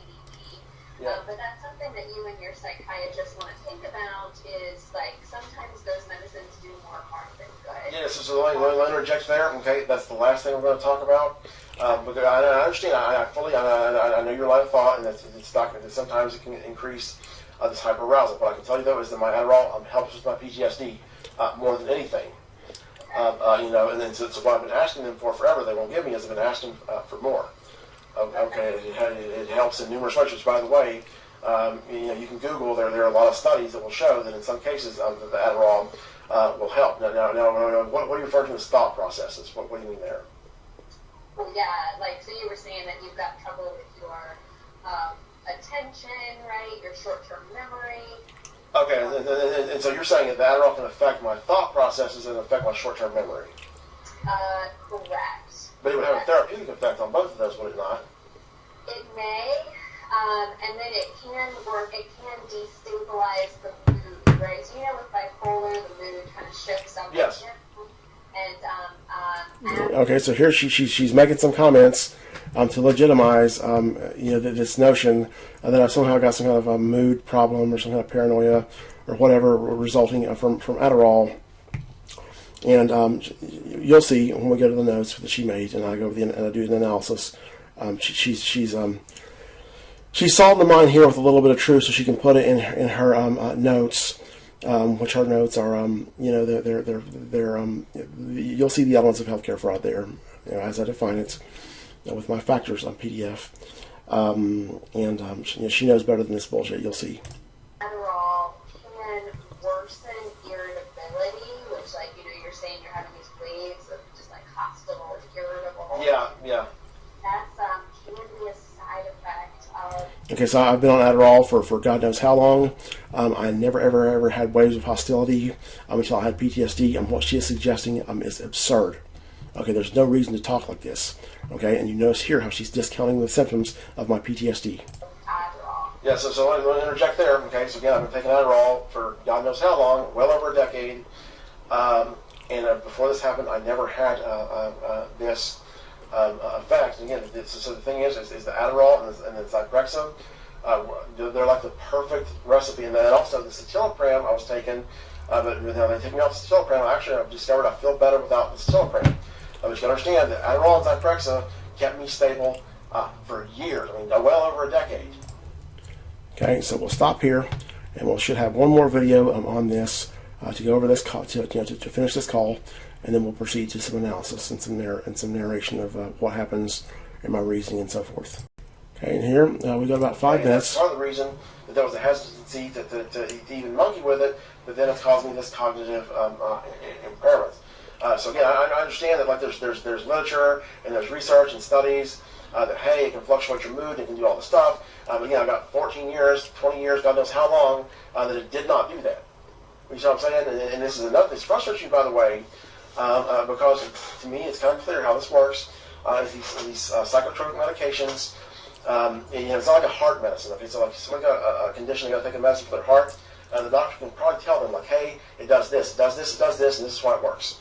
These psychotropics, it's almost like it's kind of like a gambling to see what works. In other words, if I go on a psychotropic medication regimen, and I'm on this medicine and this medicine, one of them works, one of them doesn't. Say I go through 3 that don't work, I find one that does. There's not a single human being on the face of the earth can tell me for 100% sure the exact mechanism as to how that 4th medication, as to how it works, why it works. We just know that it does. And this is the frustration I have talking to doctors constantly, is I've got a history of being very, very well on certain medications, and they want to throw out, it's like everyone wants to bring up what the literature says about this, what might happen, these facts on paper, which I don't contest at all, that those do not happen to a lot of people, that do not happen to some people. I mean, it happens, but again, when I've got a decades-long history of doing well on medications, to me, it's like, this hypothetical, what could happen, what does happen to some people, is not, it is not relevant. You see what I'm saying? I do. I fully support that, Leonard. I completely agree. You've got to figure out what works for your body. Again, that's why, like, for instance, I've been asking Atrium to have my Adderall forever because it helps me. So again, what they do is they build in extras into my prescriptions. So I've got like 6 extras each month that I can take. But what I wanted my dose up to 60 milligrams because that would help me. And I know that from taking these extras. Of course, I think I documented one time on your online portal there that it's been months ago that I ended up running out of Adderall because I have these severe PTSD symptoms. And of course, they're so disturbing, they're so distressing, they're so so terrible. There's a lot of times like irresistible. When I know that Adderall is going to help me, it's like how can I not take it? And of course, I've been doing a lot better. That happened way back, September last year or something like this. But again, so I tell you, this helps me, and they refer back to again these facts that you reference. Adderall can make PTSD worse. Adderall can flare up your mood. Okay, and it's like where's the fact that I just freaking told you and telling you for months that it helps me? Where does that factor in? Okay, does this get 0 weight? Okay, where's the fact that for 10 years I've been taking this? Which by the way, I took one of my extras today. You'll probably notice that I'm kind of, I'm a little extra energy here. And part of that was because, again, part of what's occurred is I am terrified of abuse of the mental health system. Okay, because what happens is these masters will sign anything. I've got people criminally abusing me. Okay, like this fraudulent process with this officer, Atrium. I'm like a liability for all these people that have committed crimes against me, and it's like I'm de facto a prisoner at will of everyone. Okay, but because anybody that knows this process, all they got to do is put something in front of the magistrates. And then they're going to be, and so. We're gonna need to wrap it up here, but I wanted you to know that I've ordered that MRI. Okay, this is the MRI to rule out alternate causes of PTSD that I did not request. I wanted simply to document my brain injury, my PTSD. I wanted to document it through an image, or if I can't get an image, I want to document it through brain activity. Or whatever method that, again, this is the neurology department, they're experts. I'm looking to document my PTSD. She tells me that the purpose is to rule out strokes and tumors and all this other bullshit. And then here, she orders this MRI that's going to cost me $1,000. I'm broke, I'm disabled. Okay, she orders this without asking me if I want it, when it doesn't meet my needs. Okay, this is not what I came for, but she orders it without asking me.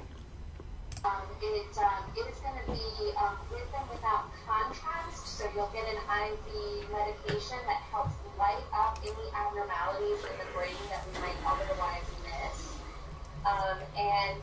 They'll contact you once it's approved by insurance. You'll get a phone call to get scheduled for that test. I'll send you that result. Now, can I ask you one question? Because again, it's very important, and I'm sorry we get in this again. I've got such a backstory, but this depersonalization that I experienced.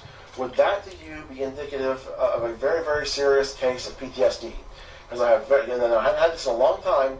Leonard, there's a few things. Okay, now notice here, notice how she refuses to acknowledge my PTSD or to even go near that. That could cause depersonalization, so it's not specific to PTSD. Yes. And I think that question would really be best handled through the psychiatry department. They are the experts in diagnosing PTSD versus other psychiatric illnesses, like, for example, bipolar disorder that can come with. Yeah, so let me back in. So for sure, without a doubt, this depersonalization, which you said that depersonalization is a symptom of bipolar disorder? Oh, it can be. So there's a subset of people with bipolar disorder can have a delusional or paranoid. So depersonalization has not a damn thing to do with delusion and paranoid. I hear you, Leonard. Okay, and there I'm getting frustrated with her because as we've gone through this meeting, she's already she's selling the farm with the way she behaves. I know for a fact she's working for Wells Fargo.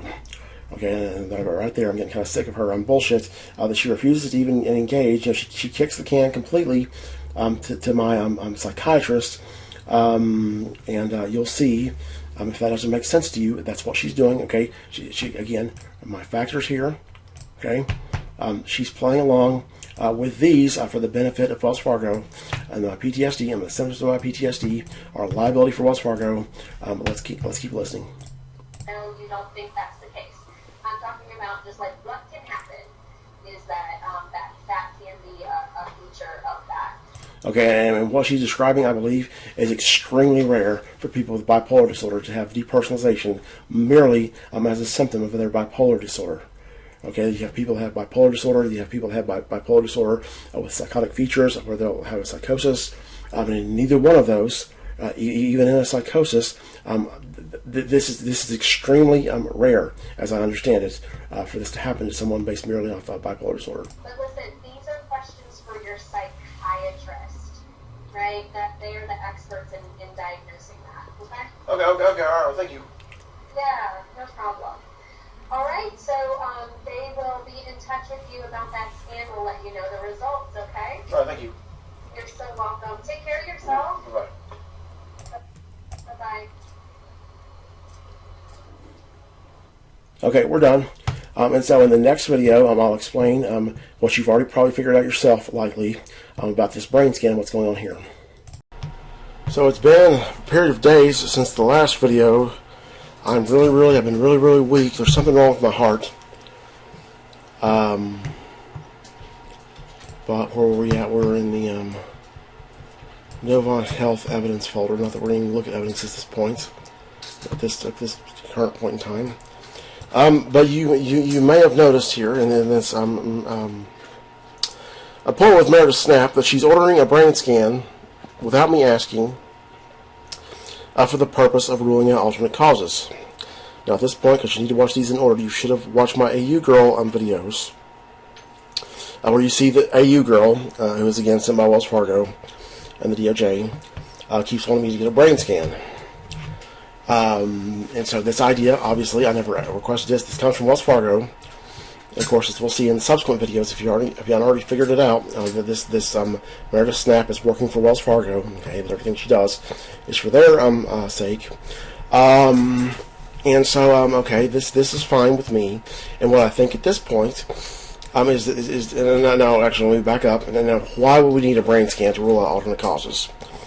Well, what's apparently happened here is Wells Fargo has decided that before Wells Fargo takes the extraordinary step of paying for the consequences of its own actions, they're going to make sure that I didn't that somehow I didn't bump my head, and that caused me to have intrusive memories of Wells Fargo abusing me, and of all these people that Wells Fargo induced into crime as abusing me. Okay, this brain scan, this is a dumb idea. And of course, at this point in time, what I think, and at the time of this Meredith Snap, up to this point, and at this point, is I think that the DOJ is making Wells Fargo make this right for me by getting me this girl, this AU girl, and that Wells Fargo has asked the DOJ for this. Hey, we would like to rule out alternate causes, and the DOJ has granted them this request. Okay, and what we're going to find out subsequently is Wells Fargo is doing this on their own volition. The DOJ is not doing a damn thing to them. Okay, now, I'm more than happy to get this brain scan. I had been notified by somebody, I can't remember who it was, that I had Medicaid. And this is like, and again, this is stupid. And it's I knew for a fact if they want to do this, whatever. But I knew for a fact that there weren't alternate causes. That's the dumbest thing I've ever heard. It's like, if this is what I got to do to get help, then I'm going to do it. I wouldn't tell you what happens to this goddamn brain scan.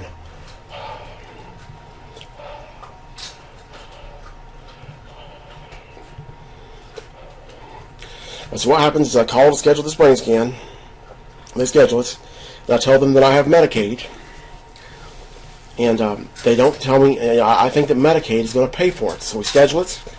It's about a week or 2 weeks down the road is the first one they have, and it's on the day before the brain scan. This is in Novant Health. On the day before the brain scan, they call me to set up what was it? I can't remember what it was they were setting up. But it's only on the day before the brain scan that they tell me I'm going to have to have $250 for this brain scan. Okay, and it would have been nice if they would have told me that 2 weeks earlier because I can't have the goddamn money.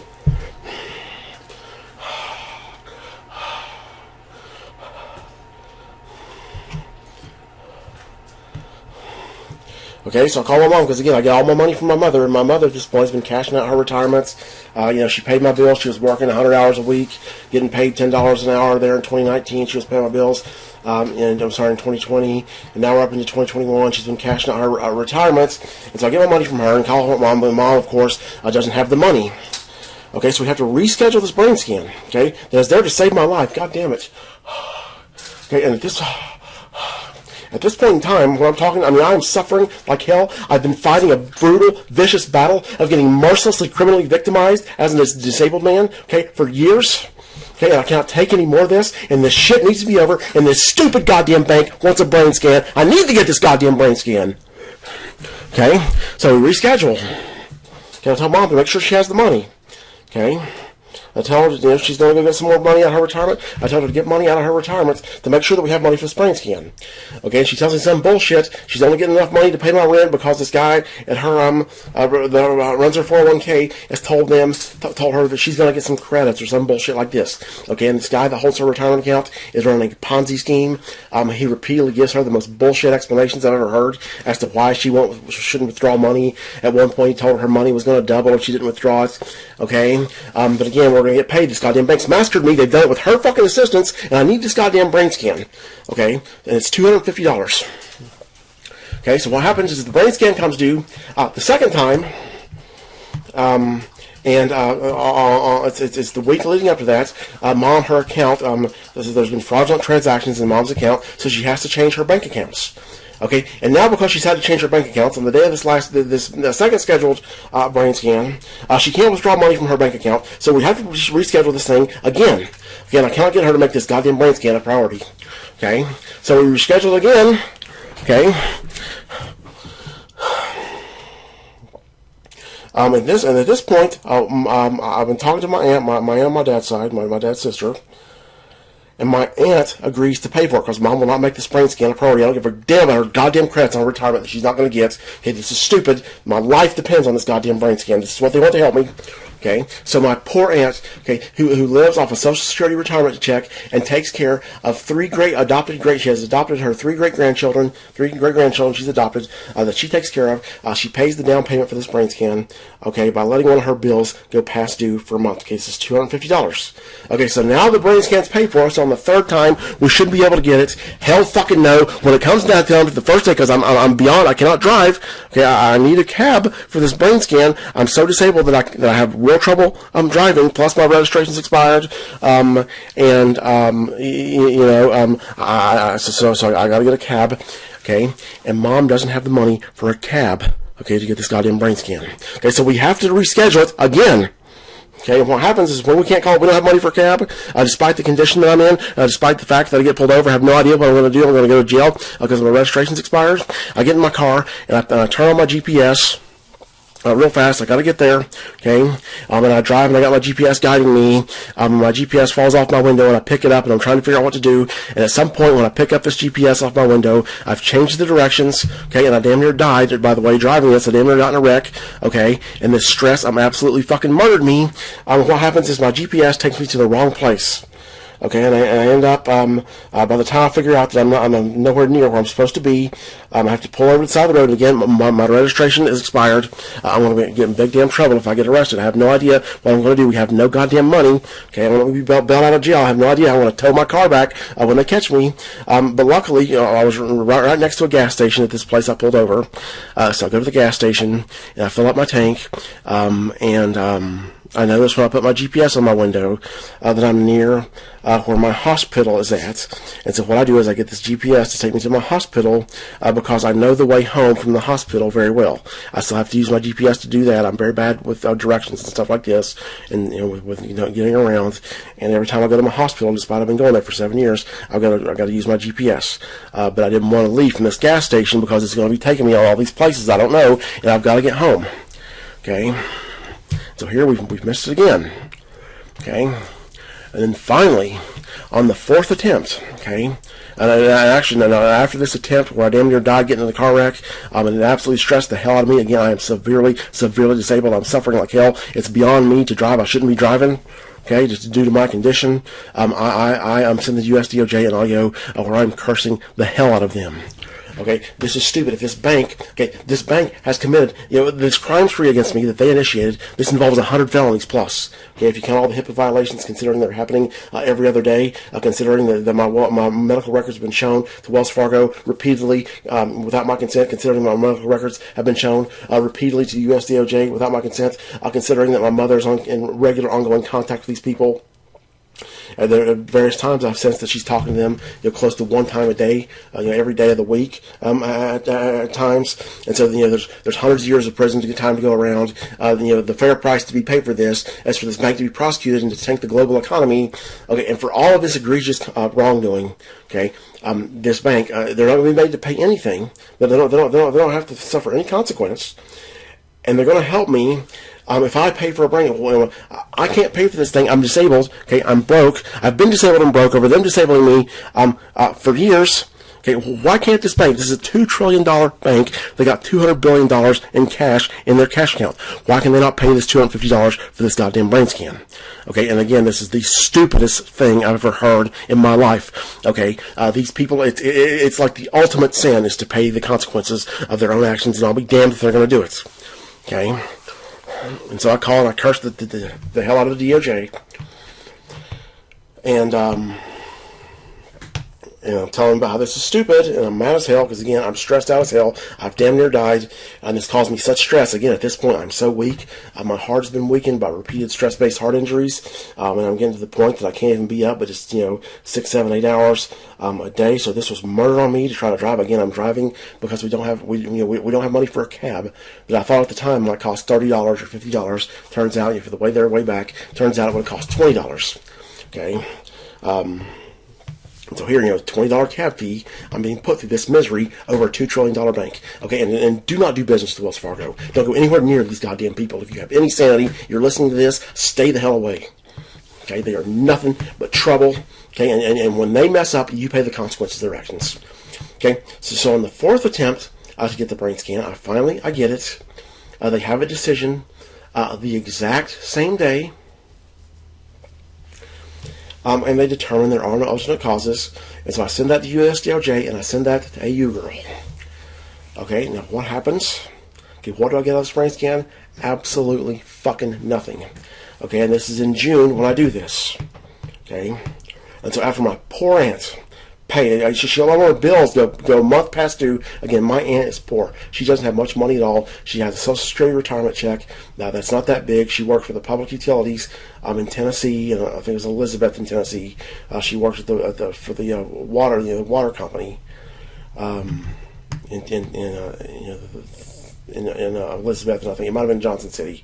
Okay, but they base your retirement income on what you made in your life, and I guarantee you she's not got much at all, and she takes care of 3 great-grandchildren. She has next to no money. She lets her bills go past due. Okay, and this is what I get out of my whole fight for justice, as it turns out. I get a brain scan that I paid for Wells Fargo's benefit. Okay, so Wells Fargo, what this brain scan ends up being, this is Wells Fargo conning my poor family out of paying for their civil discovery process.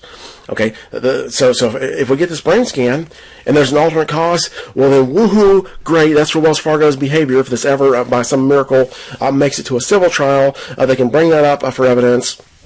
They can continue to deny reality, to say that they didn't do this. If in any case. And again, there's a 1 in 700 trillion chance that there's an external cause for my PTSD. It's stupid, but 1 in 700 trillion is not nothing, and it costs them nothing because my aunt pays for it. Okay, and so that's what I get out of my fight for justice, as we'll see, and that's in about June of 2021 that I get this brain scan. Now, what happens is once I realized that Wells Fargo was apparently doing this on their own volition, I send Wells Fargo, because everything I send to the USDOJ goes to Wells Fargo. And it seems like it's more Wells Fargo managing the thing than the USDOJ. But I start to apologize for them, for being addicted to them, and for sending them audios. Send the USDO audios where I tell about Wells Fargo's other crimes that I've discovered, that I've got other people that I've met online that they need to be held accountable for. And I say all these mean things about Wells Fargo and what a bunch of rotten criminals they are. All of this, I send out audios apologizing, and it's like I've been baited into thinking I'm getting help with AU Girl. And, obviously she's being offered a fortune to do this, so I'm going to have, what I think I will have a pretty decent life. She does this, and it's like I cannot let go of this, where they're going to help me, and I continue to send the USDOJ audios, I continue to plead for help, on and on and on and on and on and on. And as we're going to find out later, and as I've already alluded to in some of these other videos, me sending the USDOJ communications as a mistake, because what they do, they don't give a rat's ass about me, and they mine my communications, and they go through them, looking for ideas as to how they can continually criminally, looking for stuff they can use to criminally abuse me, and to aid in their cover-up. So now we're going to go over Meredith Snap's notes. I've got this Novant Records 4/17/2021 redacted document up. We're on page 14 of 481. And in the analysis of the call, or in the as we listen to the call in the previous videos, I pointed out to you how that she said it was reassuring. I actually think she said it was super reassuring that my brain scan from Dr. Mandel came back normal. She said that was super reassuring. And at some other point, she talked about how she had hoped that my new brain scan is going to come back normal. And I can't remember what else she had, but I remember I made a note to you, why is that super reassuring? Well, the sense that I got from her, and the sense that I got in having this visit with her, well, the first sense I got, she's working for Wells Fargo. The second sense was that she was rooting for me. Okay, that she thinks that I'm going to get a brain scan. That I'm going to get help if I get this brain scan. That's what she's been told. They're going to do something for me if there is no alternate cause. That's why she said it was reassuring, and that's why she ordered it without even asking me. Again, this is going to cost me, this brain scan. The total cost is $1,000. Okay, and she orders this for a purpose that I haven't stated. This desire, the idea that we need real alternate causes comes from totally somebody else from me, and she doesn't even ask me if I want to order it. Okay, she just orders it without asking me. Here's my phone going off.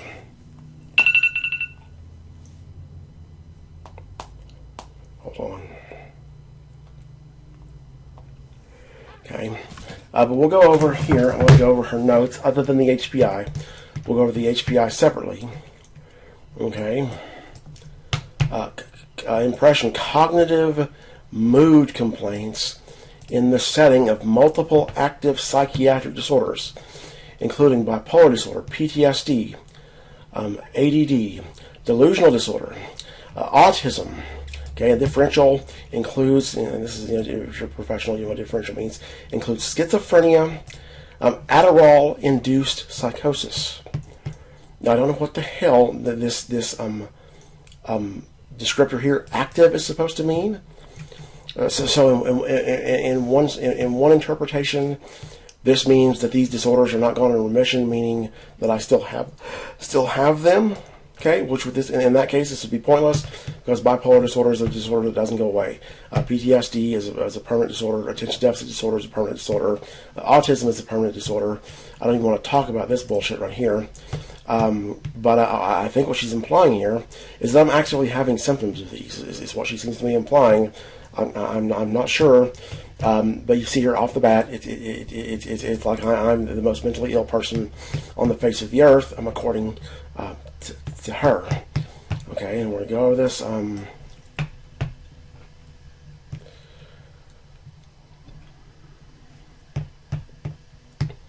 Go over. She's got her HPI on the next page. Okay, we'll go with this API in a minute.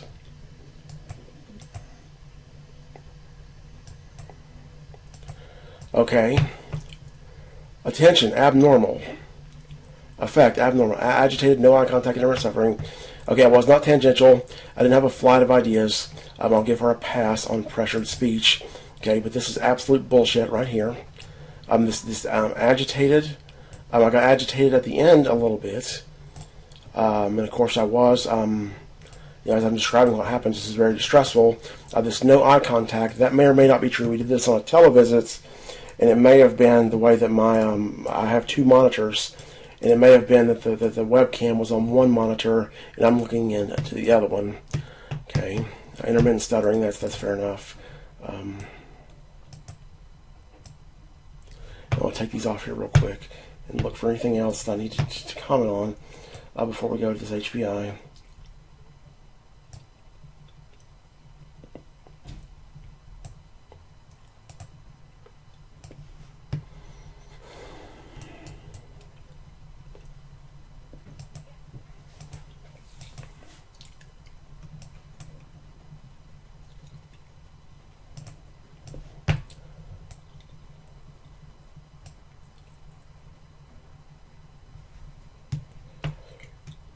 Okay, and so here's her summary as a visit. She's saying that I have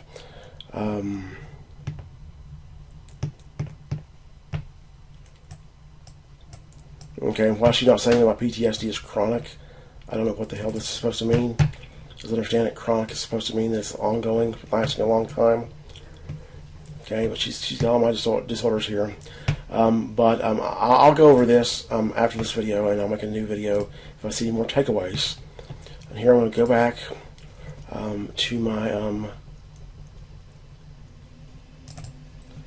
healthcare fraud framework here. and we're going to go to her HPI. Okay, and this may be, when you first listen to this and you read these notes, when you read this HPI the first time, it may be kind of hard to spot the crime here. So let me get Snap HPI. And maybe what you can do, pause this video and read her HPI and see what impression you get, and then come back to the video. And as you read it, don't spend too much time, I guess. But look over my healthcare fraud factors documents, and have this in mind. You just look this over, maybe look it over once or twice. I don't know if you got it memorized or anything like that. If you haven't, maybe you got it memorized already, or maybe you don't. I don't know how good you are at memorizing stuff. I would have this memorized, but go over this, once or twice. Read it over once or twice. Then read this notes on this Snap HPI. I've extracted her history of present illness, and see what you think. And probably, I think for some people it might be hard to notice here how this is deliberately designed for Wells Fargo's benefit. And when you get back in this video, and possibly I might have to make more videos, but I'll show you how this is conclusively, okay, that without a doubt, Wells Fargo, that this is prepared for the benefit of Wells Fargo using healthcare fraud.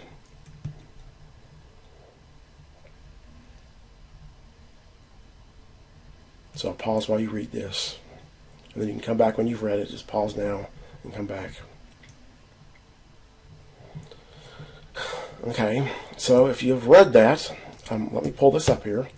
I'll pull up her HPI. Okay.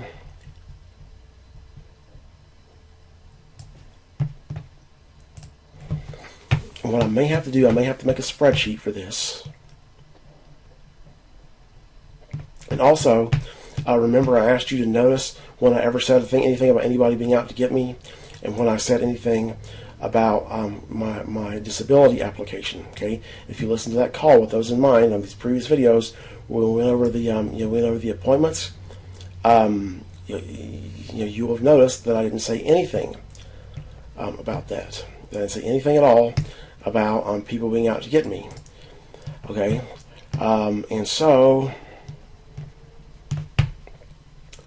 Okay, and what I'm going to have to do, I'm going to have to make a spreadsheet for this. Actually, maybe I don't. Damn it. Okay, so I report PTSD onset. Okay, again, I report this onset in April of 19. This massive, and I'm going to have to make a spreadsheet. And it's going to be murder. It might be a couple days before I get back. How am I going to do this? Damn it.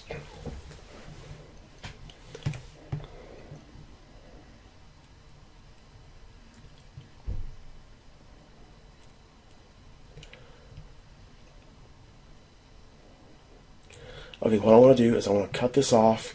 I got to think about how I'm going to do this. So what I'm going to do, I've got the Snap, Meredith Snap, her HPI up, her history of present illness. I've got my HPI up. I've got my healthcare fraud factors, and what I want to do is I want to score each of these posts using, I got a new scorecard here on the healthcare fraud score. And of course you'll see this when you open the zip file, you'll have it, I just made it. But I'm going to score each of these HPIs for how much of a liability they are for Wells Fargo. Now you'll see that my HPI is much longer, but my HPI is based on the literal, pretty much verbatim of what I said, put into a report formats. And so obviously mine's going to be longer because she summarizes hers. But we'll see the difference in the scores. So we're not going to score them for healthcare fraud directly. We're going to score them for how much of a liability they are to Wells Fargo, and then the difference between Novant's score and I'll score mine will indicate what's happened here. And so pain, suffering, impairment. Every time she mentions about pain, suffering, impairments, that'll get a 1. And so we'll do that with the first time, the second time, the third time, etc. We'll give her a 1 point for every time she does that. Wells Fargo involvement in the crimes, that'll give me 1 point. Every time she gives credibility to my PTSD diagnosis, That'll give 1 point every time she mentions the symptoms of my PTSD. That'll give her 1 point. My rational reasons, 1 point. Showing and presenting evidence, 1 point. Okay, avoid stating that I'm mentally ill, 1 point. That I'm mentally, that'll be 1 point.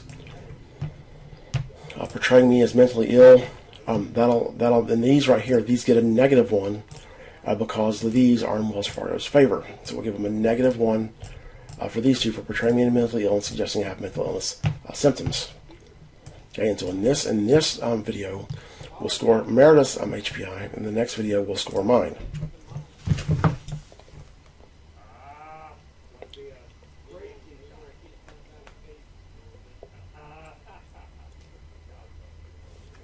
Okay, so let's start with her HPI.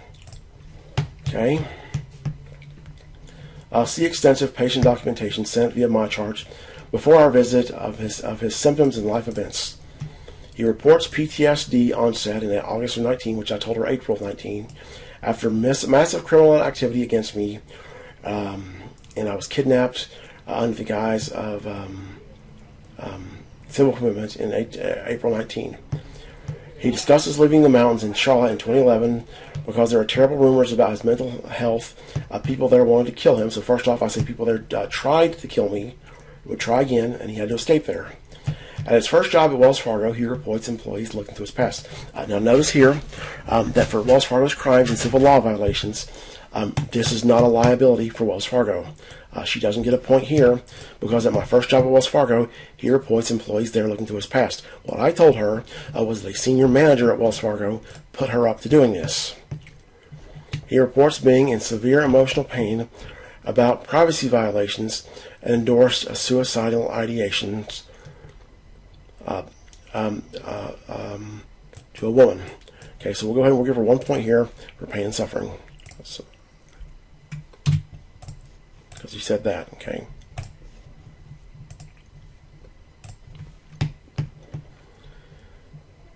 Okay, a police officer showed up at his home and he was handcuffed and committed to Billingsley Behavioral Health for suicidal plans and paranoid delusions. Okay, which he denies. Okay, now notice what she says here. She says I was committed for suicidal plans and paranoid delusions. And what I told her was that Atrium Health concluded that there was not a damn thing wrong with me. Okay, so instead of concluding that Atrium Health doesn't say there's a damn thing wrong with me, she puts it that I deny. Okay, so we're going to give her a -1 here for suggesting that I have mental illness symptoms.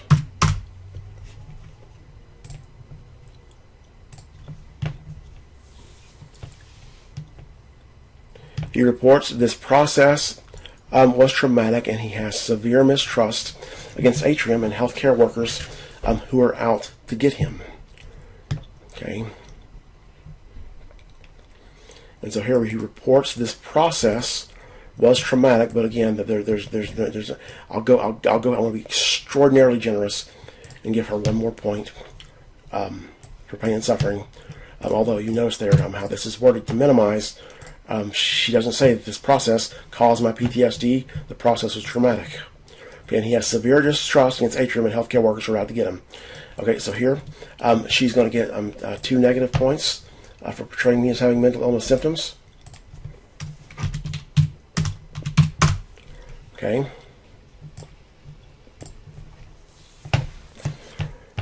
Okay, because remember I told you to watch out for. I never said a damn thing about healthcare workers who are out to get me. And this saying I have severe mistrust, this makes me sound paranoid. What I told her was that Atrium had committed crimes against me, that they were foaming at the mouth criminals. They've been victimizing me to this day. And I reference her to this petition that had the dates fraudulently entered by the officer and the guy at the door at Atrium. Okay, so again, she's got a healthcare information exchange. I've also sent her that petition that has the fraudulent dates. If I say that Atrium Health is involved in crime, and I have evidence that they've involved in crime that she has ready access to, that does not suggest that I'm mentally ill. That suggests, that does not suggest I'm mentally ill. You're saying I have severe mistrust, which I never once used the word severe mistrust. You could fairly make that statement based on what I said, but in light of the context of this, this is overly making me appear to have mental illness symptoms because it makes me sound like I'm paranoid. Okay, this is a distortion of what I said that has the effect of making me sound like I'm mentally ill. And it also omits, again, I said police officer showed his home, all of this, and you'll know here how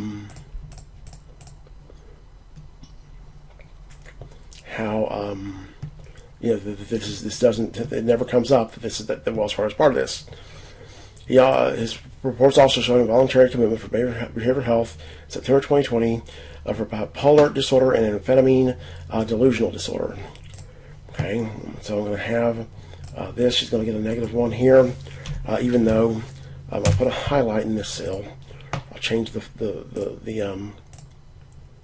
I'll put a light blue font here as one. I mean, she can fairly make this statement. We'll look at her scores, adjusted for that, with and without that point.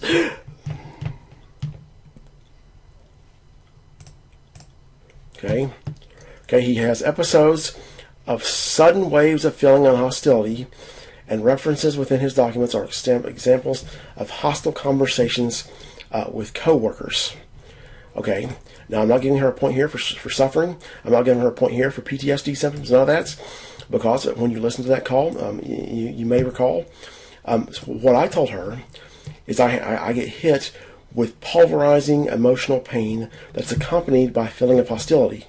Okay, she leaves out the pulverizing emotional pain and merely references the hostility, and then at the end of the appointment, she starts talking about how Adderall can cause this. Okay, so she doesn't get a damn thing there, and you'll see, that's healthcare fraud. She's, again, altering what I say.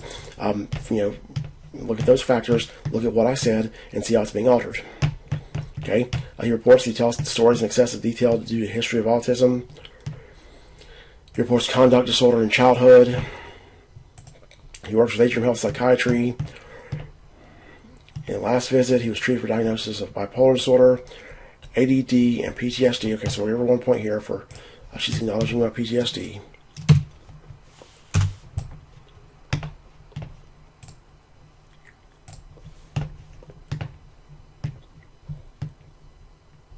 Okay, and he talks about medications. He reported Dr. Murray just left, and so he's working with a new doctor.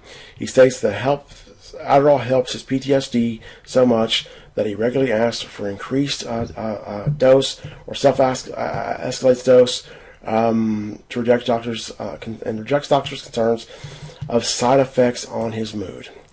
Okay, I'm going to give her another preliminary. This is portraying me, and again, I want to make these ones here that are on the 50-yard line. I'm going to make those on light blue so we know that we can adjust the score for those. We can look at 2 different scores. Okay, he reports short-term memory loss, poor attention, focus, and again, she doesn't say as a result of my PTSD. I'm not going to here. We'll give her a prelim 1 point on symptoms here. We'll give her the prelim here. One of these 50-yard line points here.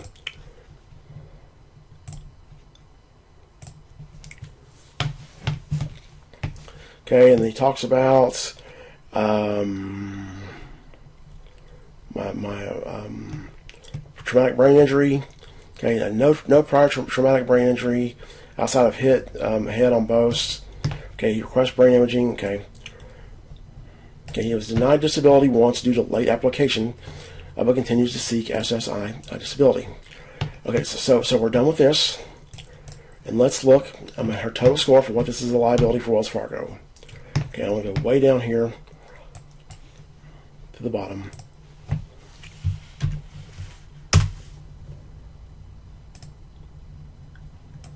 We'll scroll all the way over.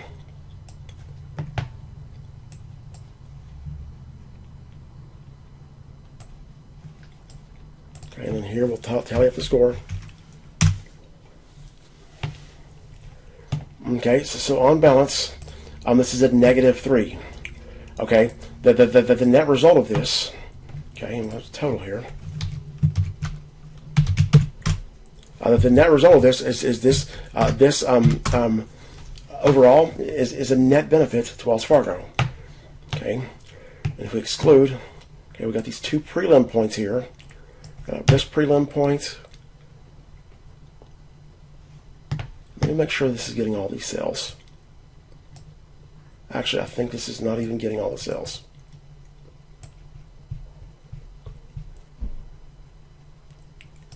Okay, hold on.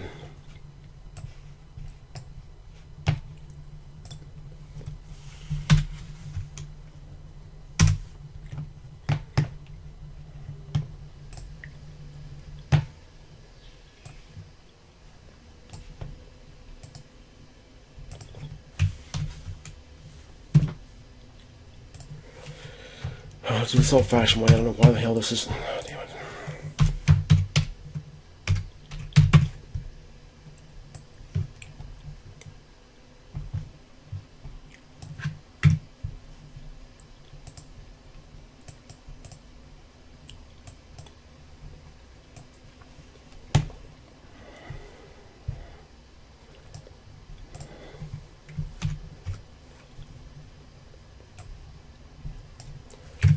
Okay, and so our overall score is a -1, and actually I forgot some because she had here in her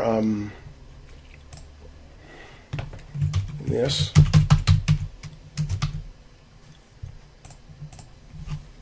Okay, including bipolar disorder, PTSD. Okay, so we got delusional disorder, schizophrenia, and Adderall-induced psychosis. Okay, so we'll give her some -1s here.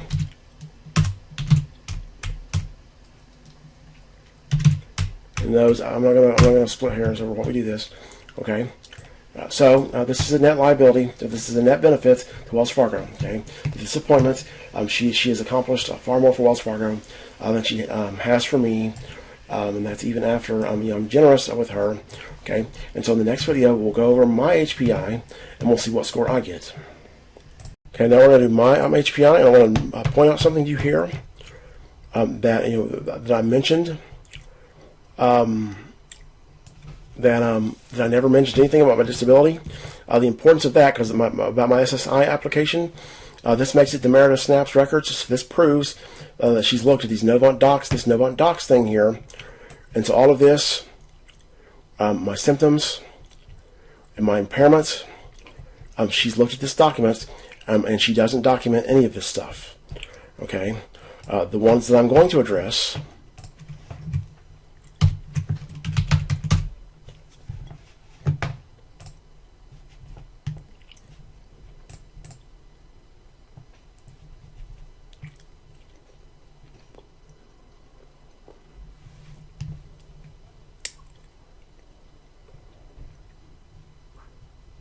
Okay, and so notice here how I say I also have extreme difficulty filling out paperwork.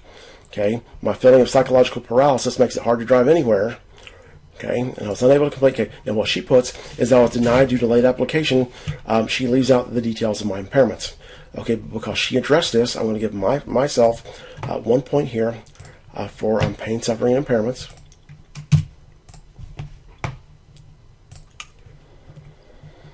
Okay. And then also, in one of these messages I sent her, on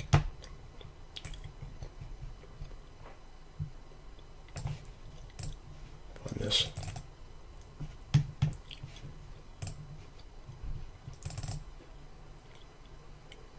okay, so I have extreme fear of the mental health system being used to criminally abuse me. This is part of my condition. Okay, so first off, we get symptoms here. We get a double score here for symptoms of PTSD on this one. Then we get symptoms of PTSD, and we get pain, suffering, and impairments.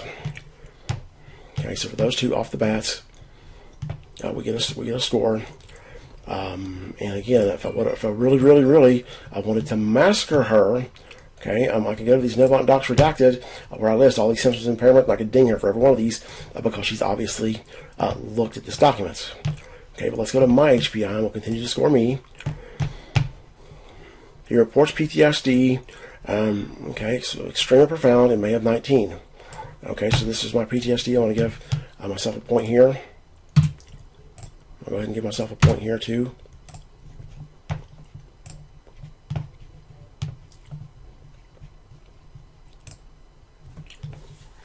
sudden waves of pulverizing emotional pain that are accompanied by feelings of hostility. And again, I describe this in terms of my PTSD. So we get pain, suffering, impairments. We get symptoms of my PTSD.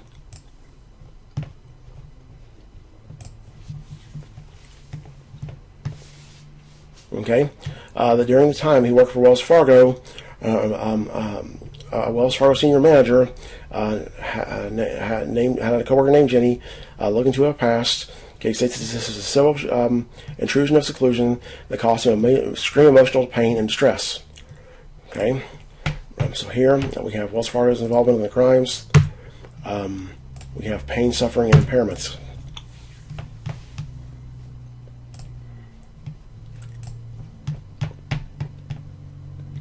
Okay, unbelievable, enormous stress. Okay, here we go. Pain, suffering, and impairments.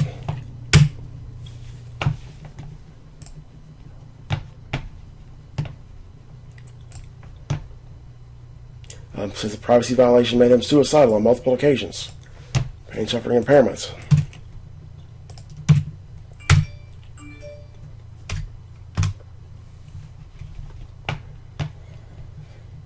Okay, and you'll notice here we can't get far.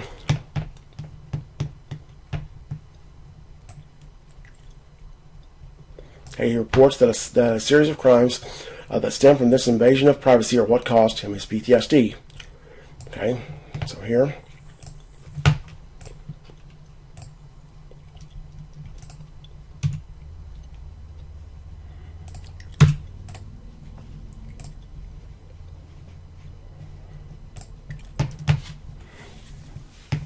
He reports that he repeatedly tried to have a conversation. He states he didn't know for a very long time that Wells Fargo was behind the invasion of privacy. So here, I'm saying that Wells Fargo is behind the invasion of privacy.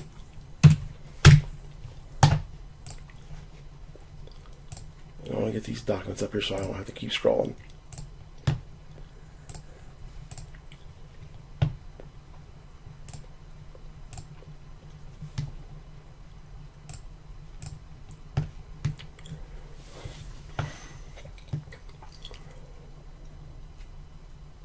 Okay, he said that he made stress about this invasion of privacy, and this triggers a massive crime spree on the part of Wells Fargo.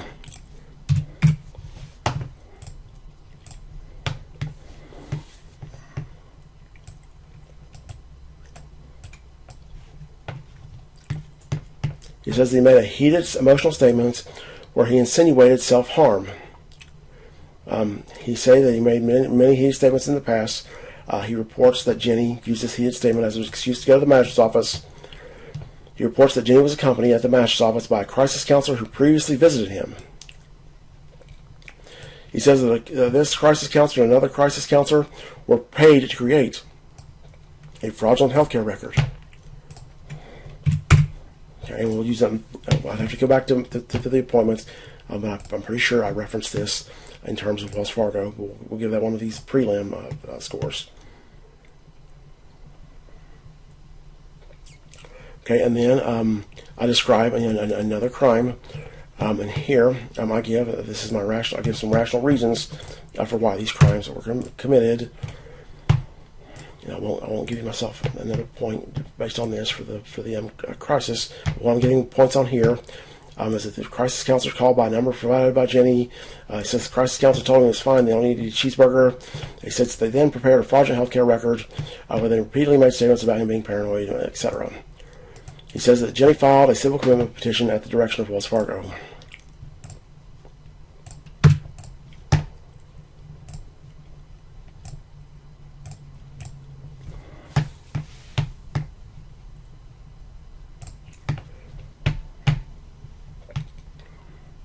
He says that Jenny made a false claim that detailed, okay. And so here I want to group these. He says that Jenny made a false, Jenny files a civil commitment petition at the direction of Wells Fargo. He says she made false claims and distorted what he had said. He says that his belief that a privacy violation is concerned occurred was entered on the petition, as he thinks his friends are out to get him. He thinks that Jenny made a false. He says that Jenny made a false claim that he had detailed plans to commit suicide. He says an officer of the Charlotte Mecklenburg Police, who is also Jenny's neighbor, entered his residence, handcuffed him, and transported him to the inpatient units. He says the officer did all this against his consent and without the officer. Okay, because without the officer, having the civil commitment petition in his possession.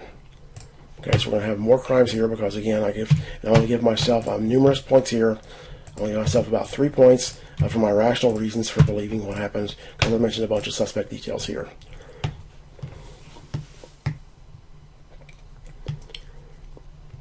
Okay, so the officer did all these against his consent without the officer having the civil commitment petition in his possession. He states that under North Carolina law, these events constituted a kidnapping. Okay, and then I explain my argument there, and then I also explain that there's no legal rights conveyed by fraudulent petition. I'm going to give myself 2 points here for rational reasons.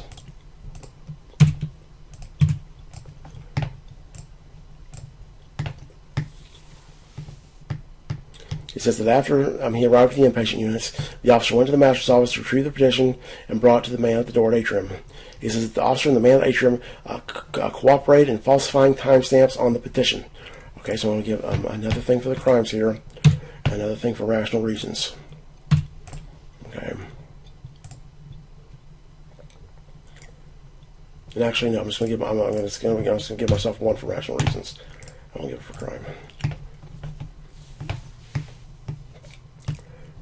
He says that the purpose of this was to cover up the facts that the officer. Okay, so I won't give myself any more points for that, although I could easily, you could justify giving points. He stated during his stay at the inpatient unit at Atrium Health, multiple doctors concluded that there was nothing at all wrong with him and sent him home. Okay. I have to insert a new column here.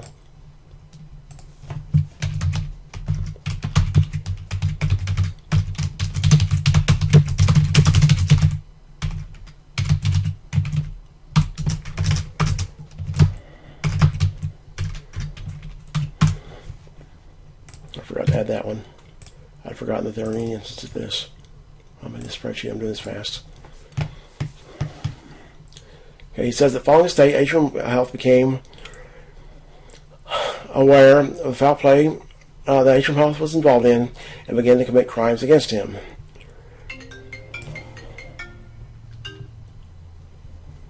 Okay, he says the people at Atrium Health are foaming at the mouth criminals. He says that after Atrium called bullshit on the petition, Wells Fargo tried to illegally obtain his health care records. He says the finance lady Atrium attempted to. Okay, so here I'm going to give myself at least 1 point for crimes. I should give myself more than 1 point, but I'll be conservative.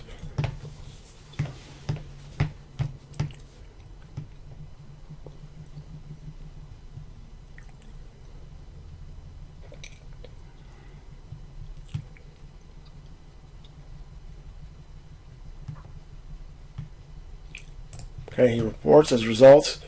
Okay, I've already given myself credit for this sentence where I talk about the mental health system being used against me. Okay, he reports he feels that he is a prisoner at will of everyone, including people who are currently abusing me. Okay, suffering impairments, symptoms of PTSD.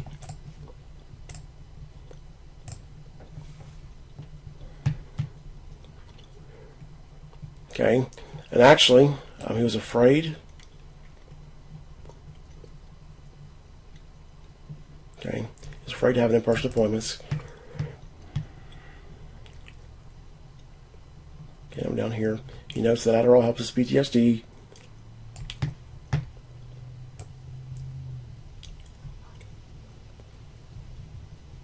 Okay. He was denied a disability because he was unable to complete the paperwork. Okay, so here we've got I think I already gave myself a point for pain, suffering, and impairment there. Now what I've got to do here, I've got to go to making statements that I'm mentally well. Give myself a score for that.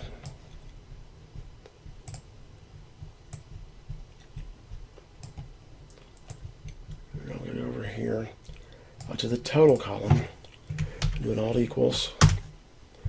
Okay, so my total score Okay, this is a 30. Okay, I'm a liability for Wells Fargo at a rate of 30. It was my total score versus I think we had a negative.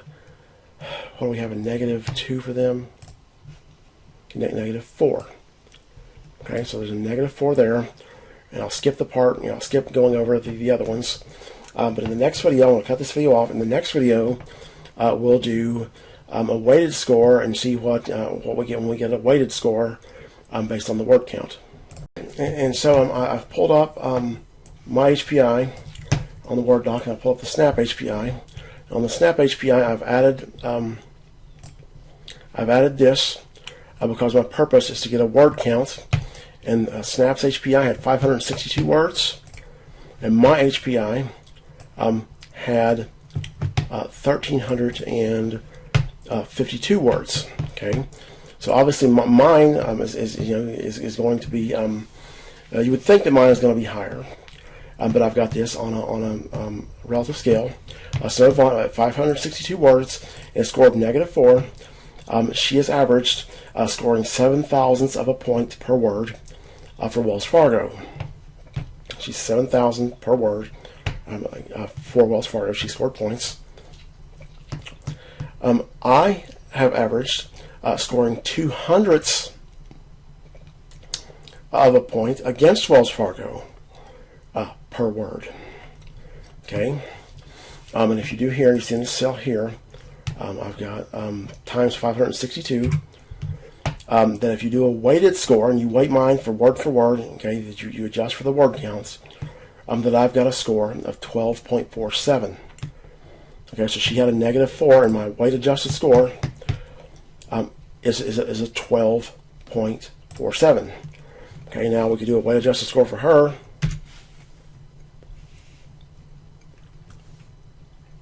Do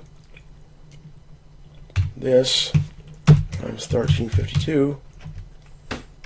You see on a weighted average that she would average. Wait a minute. Whoa.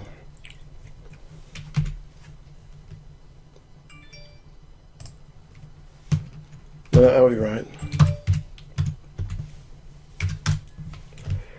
That she would have her score on a weighted average would be adjusting for my word counts. She would have had about a -10, -9.6. Okay.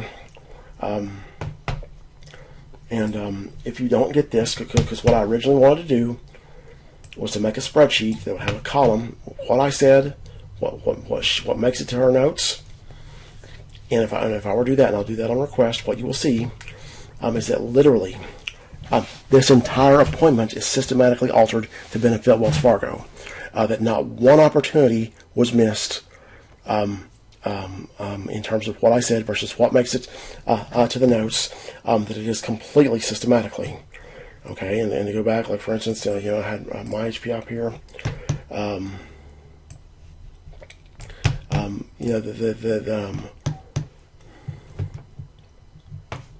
don't have hers up here, but that when I say that I have emotional pain accompanied by feelings of hostility, okay.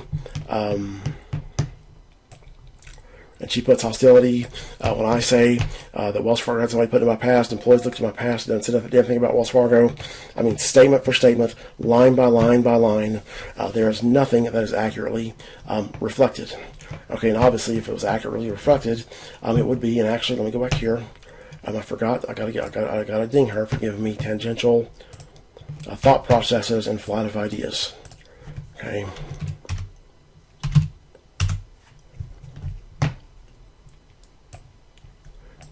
Okay, so now she's averaging scoring 1/10, a 100th of a point for Wells Fargo. Okay, but if you want me to do that, just ask me and I can do that, and you will see. If you're not convinced, hopefully you can see. Okay, if you're a professional looking at this, this makes sense to you. Again, I went over this in detail. It's been a couple of months ago when I was making these notes and transcribing everything. And like I said, she doesn't miss one single opportunity. So in the next video, I want to talk to you about how here what we have as evidence that the US DOJ has been using Atrium Health. Has been using Novant Health for their cover-up. The US DOJ and Wells Fargo. And that was the purpose of the 9/30 hospital stay. That the US DOJ and Wells Fargo were involved in that. And like I say, I'll show you the evidence that the US DOJ and Wells Fargo have taken over Novant Health to be used for their cover-up. And again, I'll emphasize, I don't mean they've taken over the whole hospital. What I specifically mean is that somebody very, very high up in Novant Health, most likely the chief executive, and I'm not sure who's above him, has been pulled into here, that's and anybody at Novant Health that sees me, through this this high up food chain, the people at the top, they have access to all the information. They're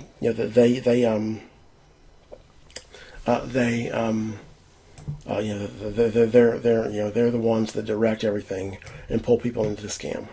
Now I'm going to talk about how I know, or how this the facts lead to the conclusion that the US DOJ and the Wells Fargo has taken over Novant Health for their cover-up, and that their cover-up began with the September 30th, 2020 hospital stay that I've already went over. Because I already showed you that September 30th hospital stay that went on into the first few days of October.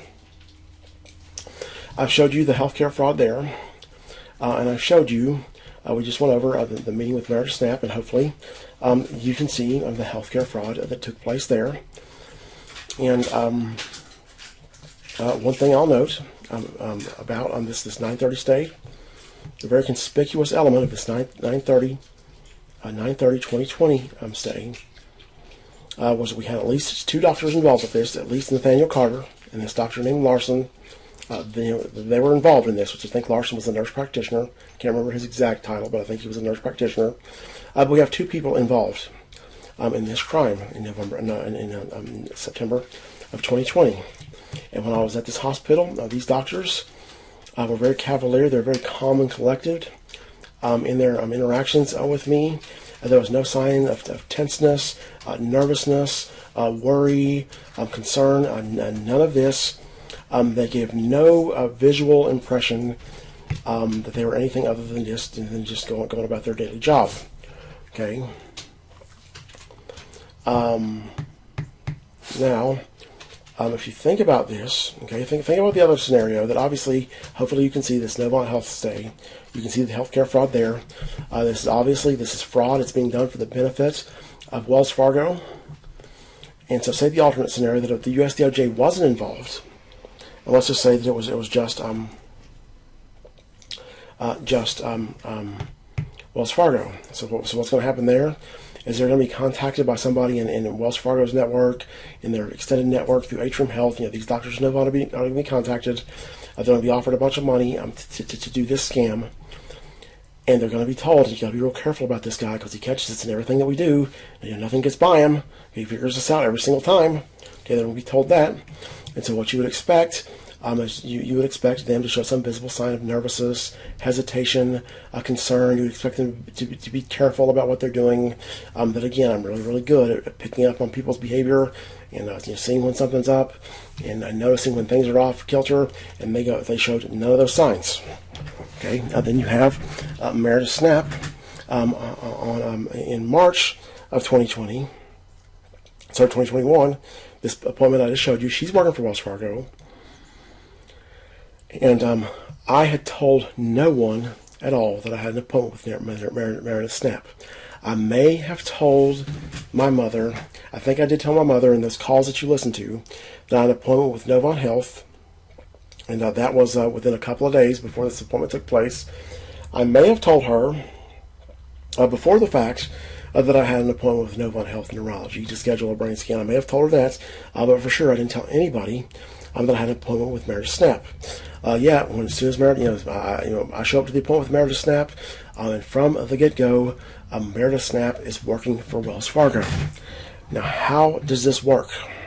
Okay, how is it that some random doctor that I'm seeing at the neurology department is also working for Wells Fargo? Well, one possibility that's not likely is that these contacts that Atrium Health already has, Nathaniel Carter and this Larson, one of them, they got them, and they've went through their extended network to find out who this appointment with is with. Okay, so they went to somebody they know in neurology and said, "Can you find out who's got when the appointment? This guy right here. When's his appointment? What doctors he got? That they sniffed it out like that. That's unlikely. One reason being that these intermediate people that they go through to figure out who I've got an appointment with. Most likely those people are going to be asking why. And they're going to have to tell them, well, because, they can give them some spurious reason or say because we've got an offer for them, we want them to commit crime, stuff like this. Again, these doctors have committed a very serious crime, and these people in the middle that they got to talk to about this, these are people that could get suspicious, or they could snitch on them, or they could otherwise draw attention to them. And these intermediaries, until they get to Meredith Snap and say, hey, we'll give you $500,000 if you'll do this. Okay, these intermediaries, they have no vested interest in these scams. Nathan or Larson or whoever would be exposing themselves to crimes. Same thing with anybody else within Atrium Health's extended network. That this seems unlikely. And what would explain this perfectly is if somebody way up at Novant Health, probably at the CEO level, somebody who has access to everything, has been contacted and is aiding Wells Fargo and the US DOJ. Whoever's behind this crime, okay, so whoever's behind this, they're aiding them in committing these crimes, and they pull people into their scams. This person that has access to everything, he would be able to pull me up instantaneously and see that I have an appointment with Meredith Snap.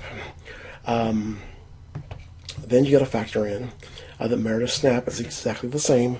We're having a video visit. I'm sure she's tech savvy enough to be aware that there's at least a possibility that she is being recorded. Okay, but she's cool as a cucumber. She's not worried about anything. She has no concern, despite the fact that she is committing a serious crime. Okay, so you have these people over a vast span of time, okay, over a period of about 6 months between these people, from multiple sections of Novant Health, who are committing crimes. The crimes they're committing serve the same interest. Okay, this is all in Wells Fargo's interest to dodge these crimes. And nobody is the least bit worried about getting in trouble, despite the fact that they're committing very serious crimes, despite the fact that I'm known to them to be somebody who collects evidence for crimes and catches people every single time. Okay? Now, why would this be? Why would people who are committing very, very serious crimes not be the least bit worried about getting in trouble? Well, I'll tell you why. Because the people who are authorities over these crimes are in on it. Okay, they are sponsoring it. Okay, that is the straightforward way to look at that. And in the next, in the subsequent videos, when we go back to Atrium Health, I'll show you more evidence of how when I send stuff to the US DOJ, it gets used in a criminal abuse of me scam. And I thought I had some evidence in the medical records. Something that was going on with their medical records department. It turns out that evidence appears to be bunk. That there's nothing going on there. And there's this thing where I tell you about people are they're disinhibited. Okay, they're not worried about getting caught for crimes. I noticed the same thing with Atrium Health as the months go on into 2021. And I'm going there to get my medications and stuff. And like I'm mentioning them, stuff about them having their phone lines tampered with. And what I'm talking about there is after I told my mother about Atrium Health scams, Atrium Health starts to do this thing that when I call, my phone number is automatically redirected to a line that is never answered. Okay, that they know that I'm recording them at least some of the times. And so what they do is and that's after I tell my mom about these suspect details. And this continues on, and it's going on again right now when I call the medical records department. They are, they redirect my number. And to go back to what I was telling you, is there's one time I can remember in specific that I told the people at the pharmacy when I go to get my medication, I try to call my medication in, but my phone number gets redirected to another line. Okay? And as I tell this guy this, he is calm and collected. That Atrium in the months leading up to submitting my complaint, as I'm talking to them in different months, it's like they're very clearly sweating bullets. They're worried about getting in trouble. And all of a sudden, this sweating bullets, it disappears. They're cool, calm, and collected. They're not worried about a damn thing. Okay, and that was the evidence. And I won't post that now. Maybe on request I'll do that. But in terms of this, my phone getting redirected to a line that's never answered. I had another number that I purchased through my Verizon. That I purchased, and I called Jenny on this number, and Jenny was the only person that I'd ever called on this number. And when I call Atrium Health, this number also gets redirected to a line that is never answered. And I've got video of that taking place. Okay, so if Atrium Health's not talking to Jenny, why is it that they know this number that I called Jenny on? And of course, when they redirect my number to a line that's never answered, I can call them 2 or 3 times in a row. It'll get redirected. And then I'll go on my Skype line, or I'll get another number from my Verizon, another phone number from my Verizon, and I call, and my call is immediately answered. Okay, and I've got evidence of that, and I might get some more evidence of that now that they're doing it again. Okay, but I think that hopefully you follow my reasoning. That we've got very, very serious crime going on here, that I'm being massacred with crime, and that the U.S. DOJ is very, very strongly appears to be sponsoring this crime, and that again, the Novant Health has been taken over at a high level, and they are using Novant Health to aid in their cover-up. So in the next video, I'll go over this DOJ materials folder. All right, in this DOJ materials folder, these are some audios, excerpts from audios that I sent from the US DOJ, or these are audios I sent to the US DOJ. This DOJ update about case, I think I had maybe 3 parts to that, or 4 parts, something I got number 1 and number 2, DOJ update series 2. But what happens, as I told you at the conclusion of the background to healthcare, or the background to final crime section, about how it puzzled me. Why is it that I'm still being subjected to brazen crime by Wells Fargo and Atrium Health when the US DOJ has their own the situation, and Wells Fargo and Atrium Health know it? Why am I being subjected to crime? And it eventually dawns on me that I'm being subjected to crime even while the US DOJ was on the scene, because the US DOJ is sponsoring it. Okay, now I have this thought the first time. This occurs to me that I'm being subjected to a cover-up. Probably happens, I don't know, in February of 2021. I first start to have this notion, maybe March. And then after I have this notion, I go back and forth, and I start to think of alternate things. And one thing that I think is that the US DOJ has been convinced that only the civil law violation occurred, and that my claims about these other crimes are that Wells Fargo is playing them off as me being mentally ill, and they're showing them these records at Novant Health from the 930 stay to prove this to the DOJ. And so in these audios, you just hear me talking to the DOJ about how that I'm still being subjected to crime, that I'm being subjected to healthcare fraud.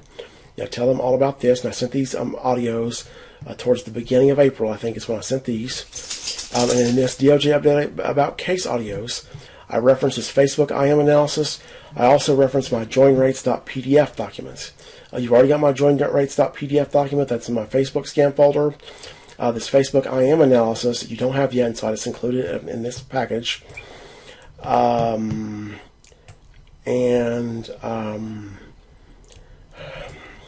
think that's it for this video. I don't think that there's anything else to say, and so we'll return back to Atrium Health, and we'll go back to their crimes, and we'll finish up this final crimes section. Then we might have one video or 2 videos next in the next section where I just summarize everything, but we're getting close to being done. Okay, now we're going to go back to our Atrium cover-up files folder. And here I've got to explain something. And one thing that I'm extremely conscious of is that as I'm making these videos, I am not in the same universe of pain and suffering and disability and impairment that I was in during the time period of these events that we're going over. Okay, and so just don't use my demeanor and my tone of voice and the way I act and all this, my seeming ability to reason, or seeming ability to get stuff done, and my seeming ability that I don't appear to be too disabled right now. Don't use that as a barometer as we go through this. I've spoken very briefly, for the most part, about the incredible suffering that I have, since this whole thing happened. Particularly since April of 19, when these crimes initiated, and then May of 19, when I figure out what looks like has happened with Wells Fargo and this privacy violation, and I don't fully know if it was finding out what happened, or if it was the kidnappings triggered the onset of the PTSD. And I'm not sure to what extent this conversation in May that I had with my manager, where I figure out what looks like probably happened, not sure to what extent that worsened my PTSD, versus my PTSD just getting worse on its own.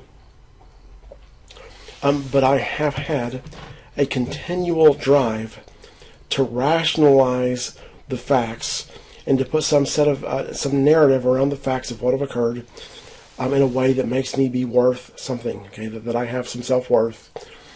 And it started when I was talking to Courtney in April, May of 19, that I'm being pounded with horrific pain.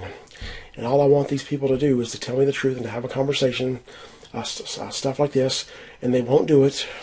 And so I started explaining to Courtney that here, what's really the problem was all these privacy laws. We got all these privacy laws, and they make everything too hard, and they make everything a legal liability for people. And if it wasn't for those, they're the problem. In other words, I'm saying Wells Fargo is not the problem. It's these privacy laws, and it's this drive that, again, I'm absolutely, okay, they have treated me with abject cruelty. Merciless criminal massacre. And I need them to do something so simple to help me, and they won't do it. And so I start to try to make excuses for them and to divert the blame elsewhere, because if I can somehow make an excuse for them or somehow divert the blame elsewhere, then in that scenario, I'm worth something. I'm worth more than this cockroach that I'm being treated as. And you will see an instance of this as we go over the materials in this folder, as we go over these materials. I left off. Okay, we had the 5-4 atrium appointments. Okay, I left off with that before we went to Novant Health. And again, Novant Health was in the interim period between the March of 2021 atrium appointments. And I've already showed you how, I'm fine here. I'm fine here. I seem to be fine here, according to atrium. But in the middle of these, I've got an active psychosis, an amphetamine-induced psychosis, and multiple adjunct psychiatric disorders and delusional disorder. This is bullshit. That's what happens. And now we'll transition into the final scam folder.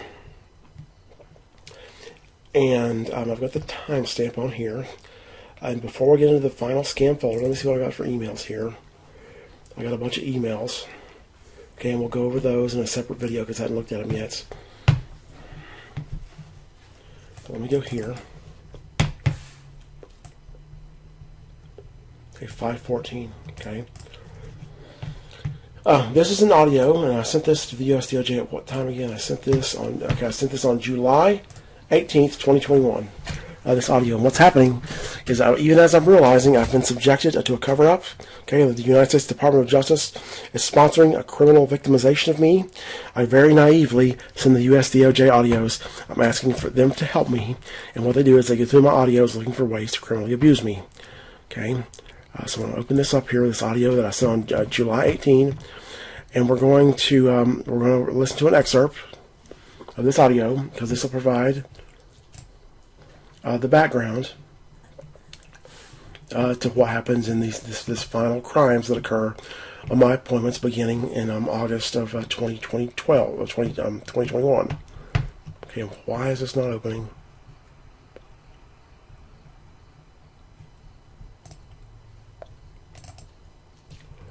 Okay, so I'll listen to this. And what I do here is I talk about how that my Adderall is what helps me the most, and I talk about being a vegetable. One concern that I've had is because I have, in the past, since this condition existed, I've had a problem where I will occasionally abuse my Adderall. I've got that taken care of, and just because I've been worried off and on, it just might create some issue where I abuse this. And again, the Adderall is all that helps me. So what I'm doing right now, I'm making this audio, which by the way, I took one of my extras today. As I'm making this audio, or any of this other stuff that I'm able to do it all, like work on this website that I work on, that I have. I've been working on it since November of 2020. I've been working on this. It's a website I want to put learning courses on, and it's going to take me, probably take me a year and a half, 2 years to get it finished the rate I'm going. I don't know. I think the stress over money and stuff like this paralyzes me a little more, and maybe I could work on it more if it wasn't for that. But then literally, and I'll tell you that I tried. I weaned myself off of Adderall a couple of months ago to see what would happen.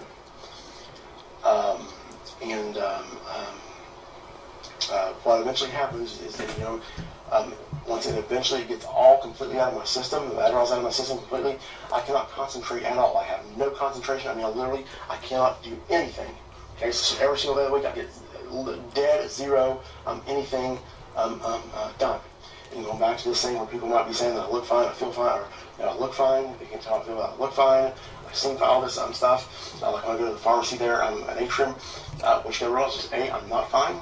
Okay, so at those moments, I could not do any work remotely at all because of this brain injury. So I still could clean my house, all these impairments that I have. And you can also realize that there's a self-selection effect there, that when I get up to do stuff, it's by nature when I'm feeling better than normal.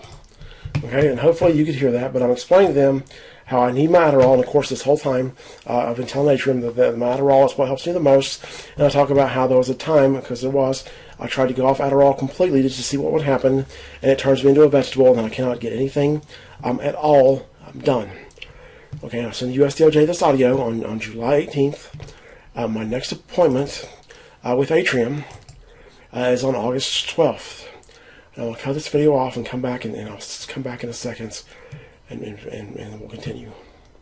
Okay, so now I want to tell you about the August 12th appointment.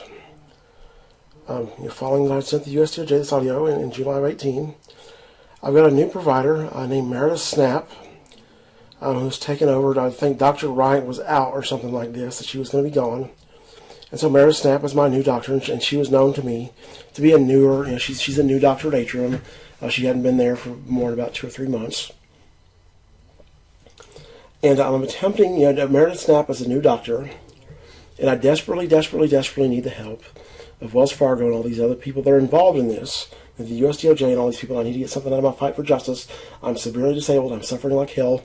At this point, I'm still living in Charlotte. I'm terrified of losing my life in Charlotte.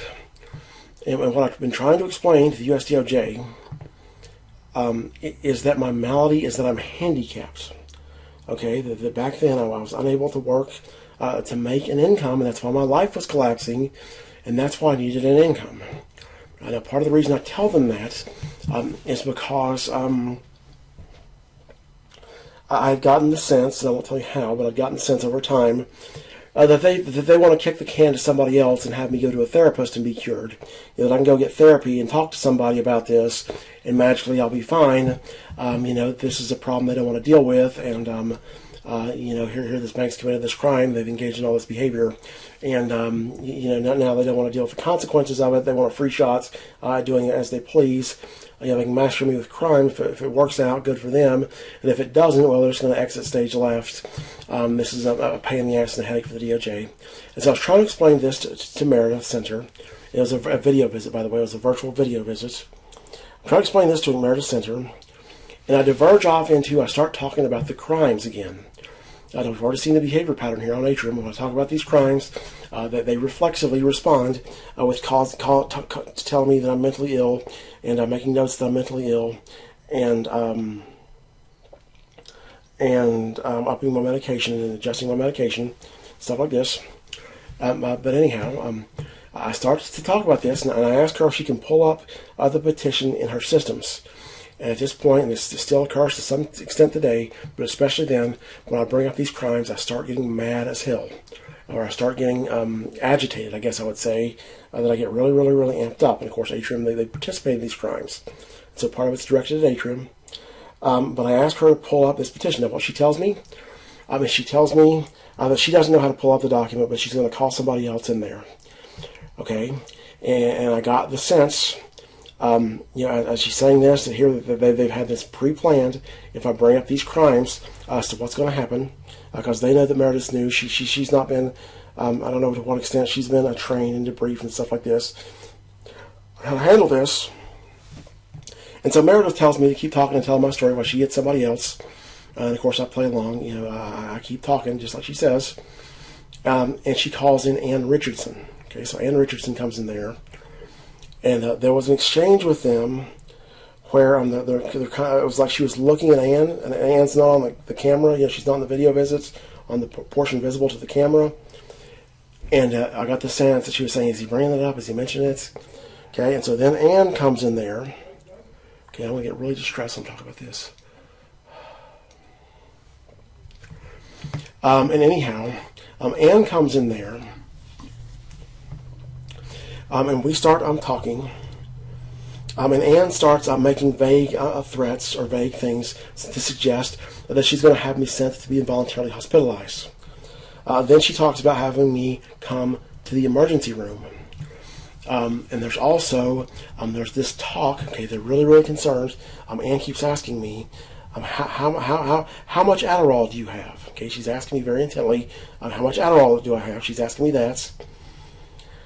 And of course, when she starts making these insinuations that she's going to have me involuntarily hospitalized, I start to raise hell, okay? And I come very, very, very visibly, I'm agitated, and I'm like, yelling at her.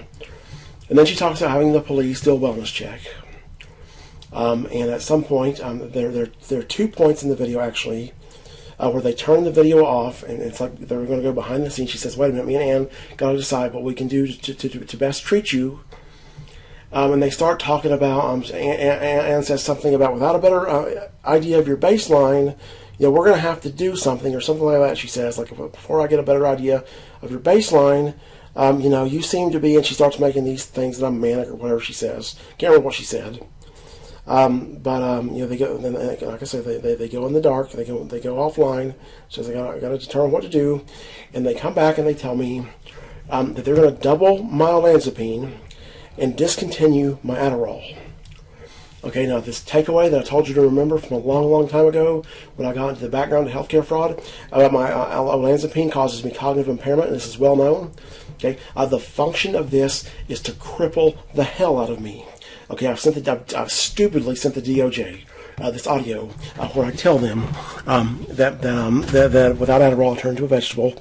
They know, and of course the U.S. DOJ knows, because everything about my healthcare, they went over everything that I've got in terms of my healthcare records. They all know that it caused me cognitive impairment, so they are going to zombify me by doubling my Zyprexa or olanzapine and taking away my Adderall. Now I'll turn this video off. In the next video, I'll get into what happens when I call down there at Atrium and ask for more Adderall, and when what happens when they schedule my next appointments. Okay, my memory is getting fuzzy here, but the big takeaways that I give you will be the relevant points. But there are multiple times when I call Atrium, and what happens is my mother comes over to get my meds, and I had some Adderall left to do me for a little while, and that was because I took that time period where I tried to wean myself off of it, and then there was a time period where I tried to only take 1 tablet, so I had a few extras left, and I could stretch out what I had for a while, but still yet I wanted to get my script filled. And so they didn't send me any Adderall, and I called Atrium. What happens is now, as of August, instead of me being redirected to a line that's never answered, the exact same person answers the call every time when I call. Okay, so they've got my number being rerouted to this lady who specified to answer my calls. And I asked her if I can have a message sent to the pharmacy for them to send me some Adderall over. And she says, "What are you talking about? Usually they send it over automatically." And I can't remember what else was said. But she told me that if I want some Adderall, she said, "You're going to have to go to the emergency room." Okay, and there were multiple times when I called Atrium about this, and they told me to go to the ED. Okay. Then, within a few days of this 8/12/2021 appointments,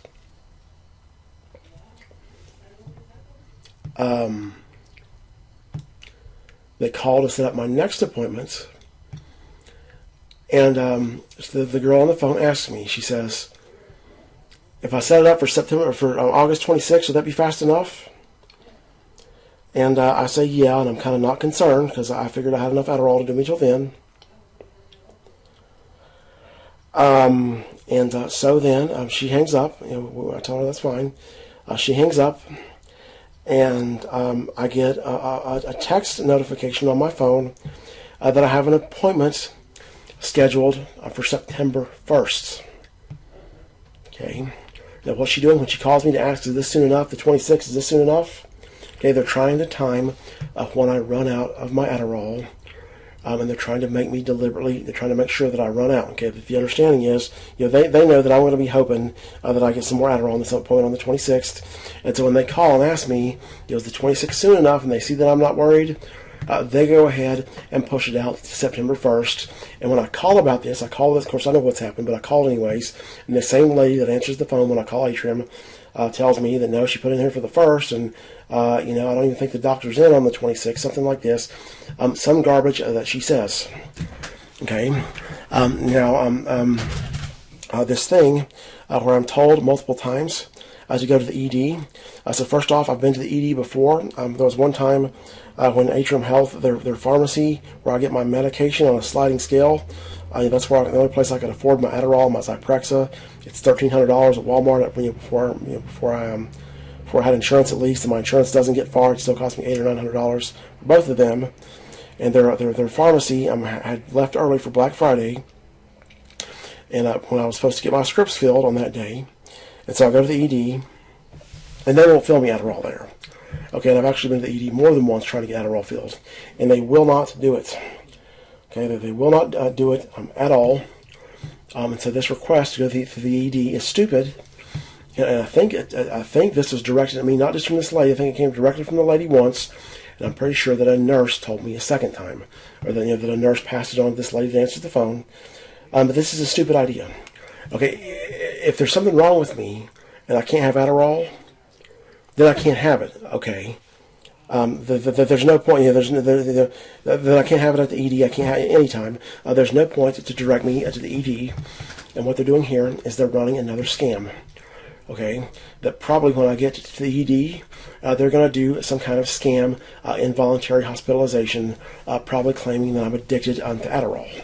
And I have other evidence for that conclusion that I'll show you in the next video. But that's what they're doing there.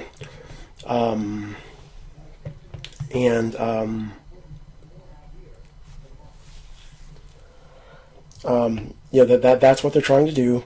Is they're crippling me by taking away my Adderall, and they're using the fact that I need my Adderall really, really bad to help them in their next scam.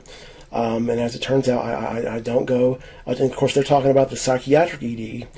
There is a point in time where I go to the other ED. Can't remember when that was.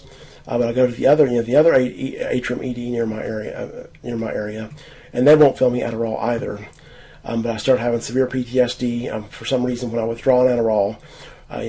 Back like when I first weaned myself off and tried to go off it completely to see what happened. During that time period, I started having severe PTSD symptoms, and I started having the same thing after I ran out of Adderall. I think it was following this 901 appointments. So in the next video, we'll go over the 812 notes and the other materials here. Okay, one detail I left about that appointment, which I had that appointment recorded, and I stupidly deleted it because I was trying to be loyal to the DOJ. I'd sent them some audios talking about how if they'll help me, that I won't contact any media and I won't record Atrium Health on the phone anymore. Something like that, I said. But I asked Ann Richardson towards the end of the appointments, and this is actually what caused the appointment to conclude, if she could pull up this civil commitment petition and look at what I'm telling her. And she says, we're not going to do that today. Okay? And this whole interaction with Ann Richardson and Meredith Center in this atrium appointment, especially with Ann, but it was very, very clear. Again, they've been coached on this, how to handle this, and they had to rehearse it to an extent.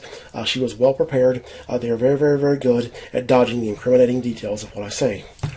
Here I talked to AU girl, and and she had said here, I'd even be prepared to go to rehab. Okay, now this is part of why I was, again, Atrium repeatedly redirecting me to the ED. They're not doing this for benign purposes. Okay, and AU girl, she goes back and forth with Wells Fargo. She even though she's there to help me, she's ultimately working for them. And this has me suspect here, because where the hell does the notion that I need to go to rehab comes from? Okay, so I don't know for sure if this is indicative of something, but that's kind of where I'm leaning. For sure, they're planning some scam. They're thinking I'm going to come down there to the ER, the psychiatric emergency room, and they can run some scam from there. And probably what they're going to try to do, well, there are some possibilities of what they're doing. One is they're going to run another scam. Probably they'll do both. Actually, I don't know, one or more. But they can get me behind hospital walls again and start to document all this fraud and all this crimes, and they could basically force me to say that everything that I think was a delusion, just so I can get out. The other thing is I'm about to lose my apartment in Charlotte here at this point. I'm getting really, really, really worried and stressed out, and I'm really, really suffering, and there's a concern for me that I might try to end my life or do something like that, so they might be trying to put me behind hospital walls so that I can get evicted while I'm behind hospital walls before I'm able to do anything crazy. Okay, and of course maybe I do something crazy that's against their interests as well. I could go on some media campaign or something like that, which is what I do. I go on a campaign to make my story go viral. I make a Twitter campaign and other campaigns. But that's that. Now we'll go over. God damn it. Now we'll go over these notes. I'm so sick of this project. I'm sick of doing this shit. Okay, so here we go. These notes, and they did call for a police welfare check. Okay, and here. She says did not meet the criteria for involuntary admission. Like that fucking matters. Okay, they were seriously considering it, and I talked them out of it, but they're poised to do this. Okay, and they're probably planning a scam where they do this again. During this appointment, they're obsessively focused on, or they're very, very focused on how much Adderall I have left, asking me how much that is. They're obviously planning a scam, which I anticipated this to some degree. I'd started to worry after seeing the U.S. DOJ that email if they're going to be doing this to me.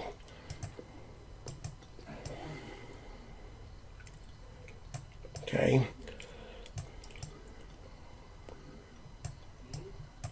Okay, they discuss what happens when I have the wellness check. Okay, this is all bullshit. Patient is a poor historian. This is all bullshit. Okay, I don't even want to look at this shit.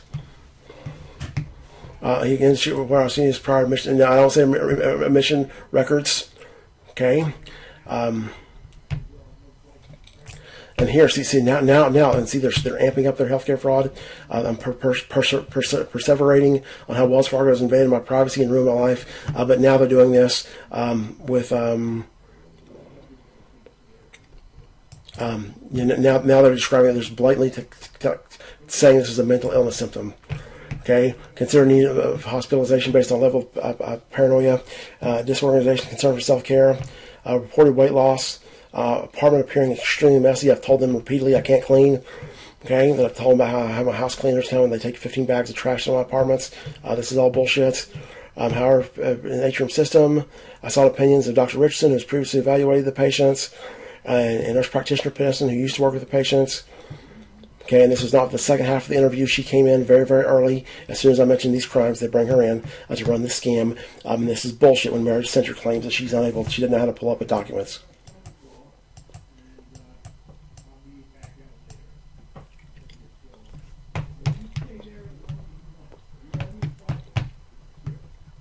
Okay, so I request a second opinion, and so they're going to schedule me another appointment. And again, they're trying to bait me.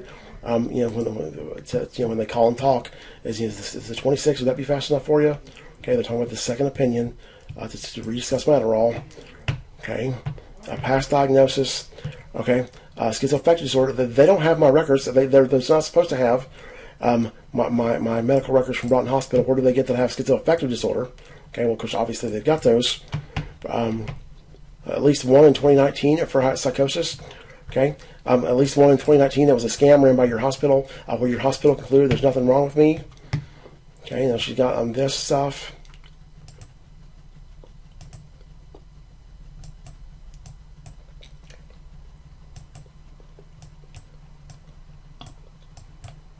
Now, report losing weight. I told them that I lost 30 pounds from stress alone. Okay, notice how the fact that I've lost 30 pounds from stress alone doesn't get in there. Patient appears comfortable and no distress. Bullshit. Okay, and this is bullshit. I get mad at that. Well, this is bullshit. I'm going to address this.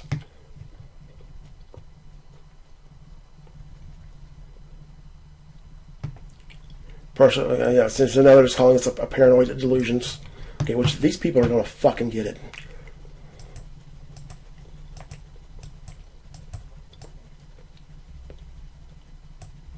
Okay, and this is absolute bullshit.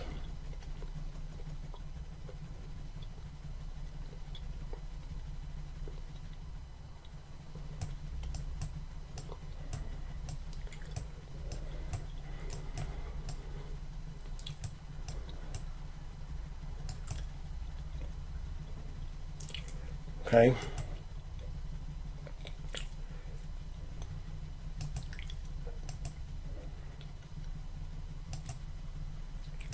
And we go on for pages and pages here. Okay, we don't need to talk about the nurse's assessments. Okay, so in the next video, I'll explain to you about these last audios files and what's relevant about those. Okay, and so now we're back. I'll go over to tell you about these last audios in this folder. As I've told you before, I record all these audios for the USDOJ, and they don't do me any good in terms of getting help from the USDOJ, but they do help document my condition because they provide a sample of me talking and me discussing these events, and you can listen to these last audios. Now, I've got a timestamp. I got a PNG here that will show you the timestamps of these last audios. These were made on 8/12/2021. And the reason this date modified is so similar is I'd originally made these files as WAV files on the 12th, and I exported them as MP3s from WAV files. I don't think I have the WAV files still saved, but you can hear me on these audios. I talk about them. It's within minutes, or actually it's during these audios, the police come to talk to me to do this wellness check. Okay, so this is literally within a couple of hours, 2, 3, 4 hours of this appointment where they're claiming I'm manic and psychotic and all this stuff. And you can read my document here about this fraud. Okay, and I ask you to please don't judge me. I'm acting pathetic in these audios. And at this point, I've been terrorized for years. I've been treated as a man with absolutely no dignity. I've been treated as if I'm worthless. Okay, that I'm subjected to repeated demeaning criminal abuse. Okay, Wells Fargo does this demeaning criminal abuse of me. After I ask them to have a conversation, okay, I tell Atrium Health. Atrium Health jumps in the dog pile and subjects me to demeaning criminal abuse on top of all I've been subjected to before. And then I ask for the USDOJ for help, and I'm subjected to more demeaning criminal abuse. Okay, and this is all as I am profoundly disabled and I am suffering horrifically. Okay, constant, nonstop. Horrific stress I am under every day is hell, and there is no relief from this.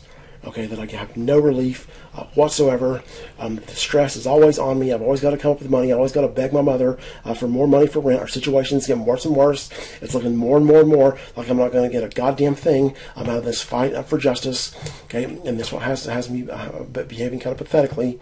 And these audios, as I start to talk about it, I start crying and talking about how the people on the other side have helped me and all this stuff. And that's, again, this compulsion I have to put some narrative around these facts or to explain this away somehow that has me feeling like I'm worth something. And the thought that the people on the other end, okay, the USDOJ is helping me, that thought is very appealing. Okay, despite there not being one drop of evidence for it, that thought was very comforting. Okay, because if the USDOJ does stuff to help me, then I'm worth something. Okay, and of course here at this point I've discovered that they're going through my audios, okay, looking for information they can use to abuse me. Okay, when I inundate them with communications begging for my help, they go through them looking for information they can use in criminal abuse of me. Okay, this is ridiculous. Okay, but that's why I'm crying and stuff in these audios here, and I've got a document that explains that. And in these next, and then I'm going to go over these emails and see if there's anything in these emails. And we'll start a new video after that. And I'm going to cut the video off. I'll look at these emails, and then I will continue on, and we'll look at these last two appointments. There's nothing all that special about them. They're just more iterations of this criminal abuse. All right. So in regards to these emails, I'll just let you look at these, and I'll give you some comments. One comment is that I started to acquiesce to them. I send them one email at one point, and of course they haven't provided me all these emails and calls. I've asked for them for my medical records, and they're not giving it to me, most likely deliberately. I'm missing some emails and calls, email and call logs. But I asked her what's the specific improvement she's looking for. So I get my Adderall back. At one point, I go all the way to the point to trying to tell her, I said, the paranoid thought went away. Can I have my Adderall back? Or something like this, I say. I told them at one point that I would be able to go back to work. That when I was on this 20 milligrams of Zyprexa, which didn't last long, they upped me to 210 milligrams a day, and so I take 20 milligrams at night. But I did try taking 20 milligrams of Zyprexa or olanzapine and taking 60 milligrams of Adderall, and I was feeling really, really good then. It was like the Zyprexa zombified me and kind of helped keep the hyperarousal symptoms down. And the Adderall made me able to concentrate, and it's like I thought I might be able to even go back to work like that. I even told them that. I'll tell you about how I told them this in the September 1st appointments, and they won't do anything. And then there's one email where I send them where I tell them that all I do is pace the floors since they took my Adderall away, that I pace the floors all day long, and I'm suffering like hell, and of course this does nothing. Okay, but I want to be starting getting pissed off here, but let's talk about these final appointments. Okay, and I'm just going to look at this here. And so this is the appointment where I tell her that I'll be able to go back to work. I also tell her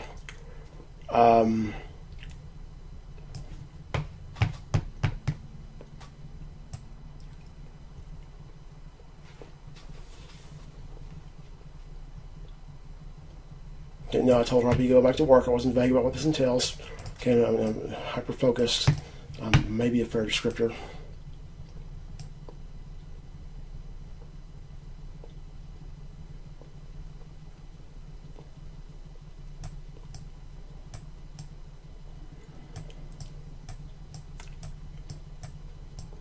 Okay, and I may have yelled this or something like this. Okay, and I did not say by not prescribing him Adderall. This is absolute bullshit, and she knows it. Okay. Okay. Now, one thing that's worth noting here is I didn't take this 20 milligrams of Zyprexa. I did this very shortly, and I told her in this appointment how I just been taking 10 milligrams, and overall.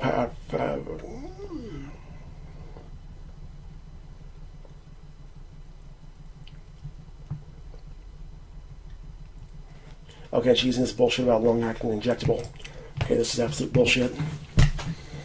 Okay, when she did tell me this, but I mean, this is, and see what they do is they go around pretending as if I have a legitimate problem because of this. Okay. But she knows here overall is not as focused on Wells Fargo conspiracy theories. This is all bullshit. I don't even know what to say. It's such a ridiculous load of shit.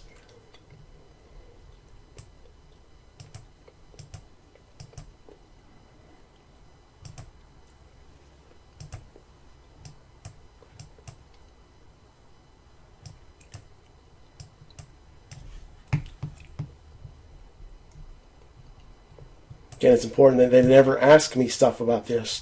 They just go about how much they never ask me about any of this.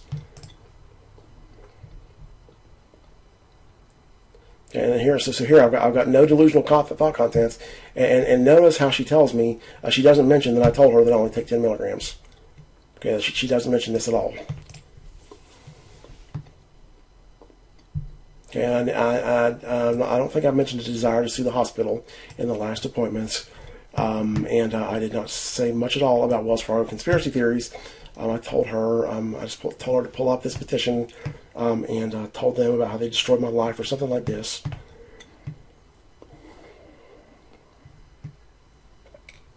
Okay, so now they're saying I might suffer from schizoaffective disorder, PTSD, and possible autism spectrum, well, which I for sure have autism spectrum. Okay. So this is a rehash of this 8/12 appointments. Okay, and of course they don't put anything in these notes about. Okay, so here those are now greatly improved on increased Zyprexa dose. So I told her that I wasn't taking 20 milligrams of Zyprexa. Okay, and this is all. I mean, obviously at this point, hopefully you can see that this is pure crime from point A to point Z.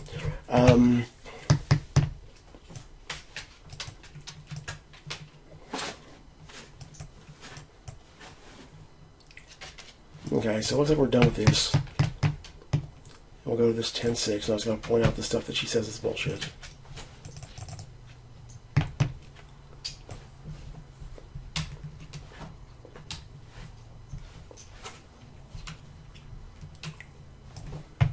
Okay, a patient called and said he had not long in because he was fearful of the appointments due to being subjected to harassment and abuse. I don't say harassment, I say abuse. Okay, because at this point, I don't know what the fucking US DOJ has got in store for their next round of fucking mastering me with criminal abuse. Okay, and they do it through Atrium Health, and I'm powerless. These people, I'm a prisoner at will of them. Okay, they've taken over my whole fucking city over nothing. Okay, I did nothing to them. Okay, and I didn't say harassment. I said because you abused me. You subjected me to criminal abuse. Okay, but that is true that we did have a call. States he's been evicted and blaming us for that. Yeah, because I can't concentrate without my Adderall, and I could have got emergency assistance for my rental, for my rent, but I was unable to fill out the paperwork because I can't concentrate. Okay, taking the Zyprexa, 20 milligrams. Okay, and again, I've told her repeatedly that I'm only taking 10. Okay, and at one point when I tell her this, I think it was the last time, she ups my dose. She makes the pharmacy. She sends to the pharmacy 20 milligram. Tablets, and so I can't just take one, but I had enough refills on my 10 milligrams that I didn't have to. I went awake, does not feel oversedated.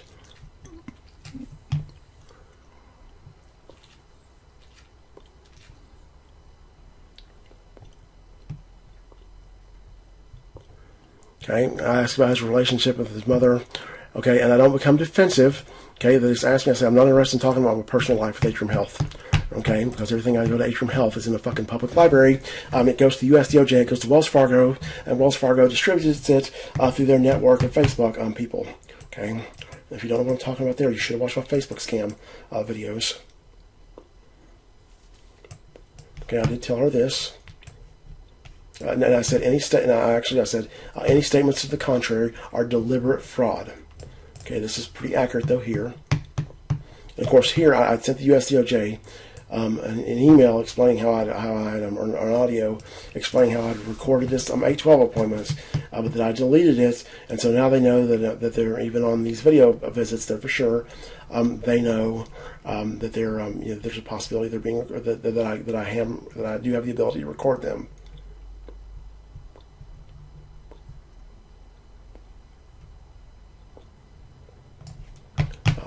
Paranoia. What is this bullshit?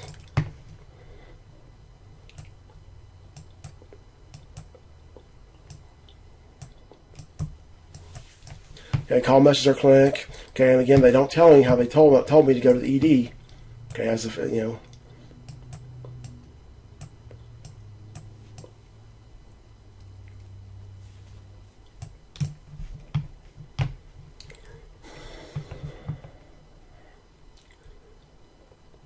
Okay, and I want to cut this off here. Okay, but this right here, this is the last scam that they run. And I got kicked out of my apartment. because I needed rental assistance, and my worst nightmare comes true in November of 2021. Or it's actually, it was November. I had to move out of my apartment. I got evicted. I had to leave on November 29th. And this new life that I wanted, that was all that I cared about, was completely taken away from me, okay, by these fucking thugs, okay, by Wells Fargo, because I asked them to have a conversation. Okay, Wells Fargo doesn't want to run its business. They don't want to hire competent staff. They don't want to follow the law. They don't want to do nothing. Okay, and who pays for it? The victim. Okay, Wells Fargo is not permitted to pay the consequences of its own actions. Okay, I mean, this has me. I'm destroyed. And so I'll make another set of videos, a couple of videos, to explain a little bit more about this. In the next section, I was calling the next section the wrap up. So this will conclude the final crimes. And if you have questions, please contact me.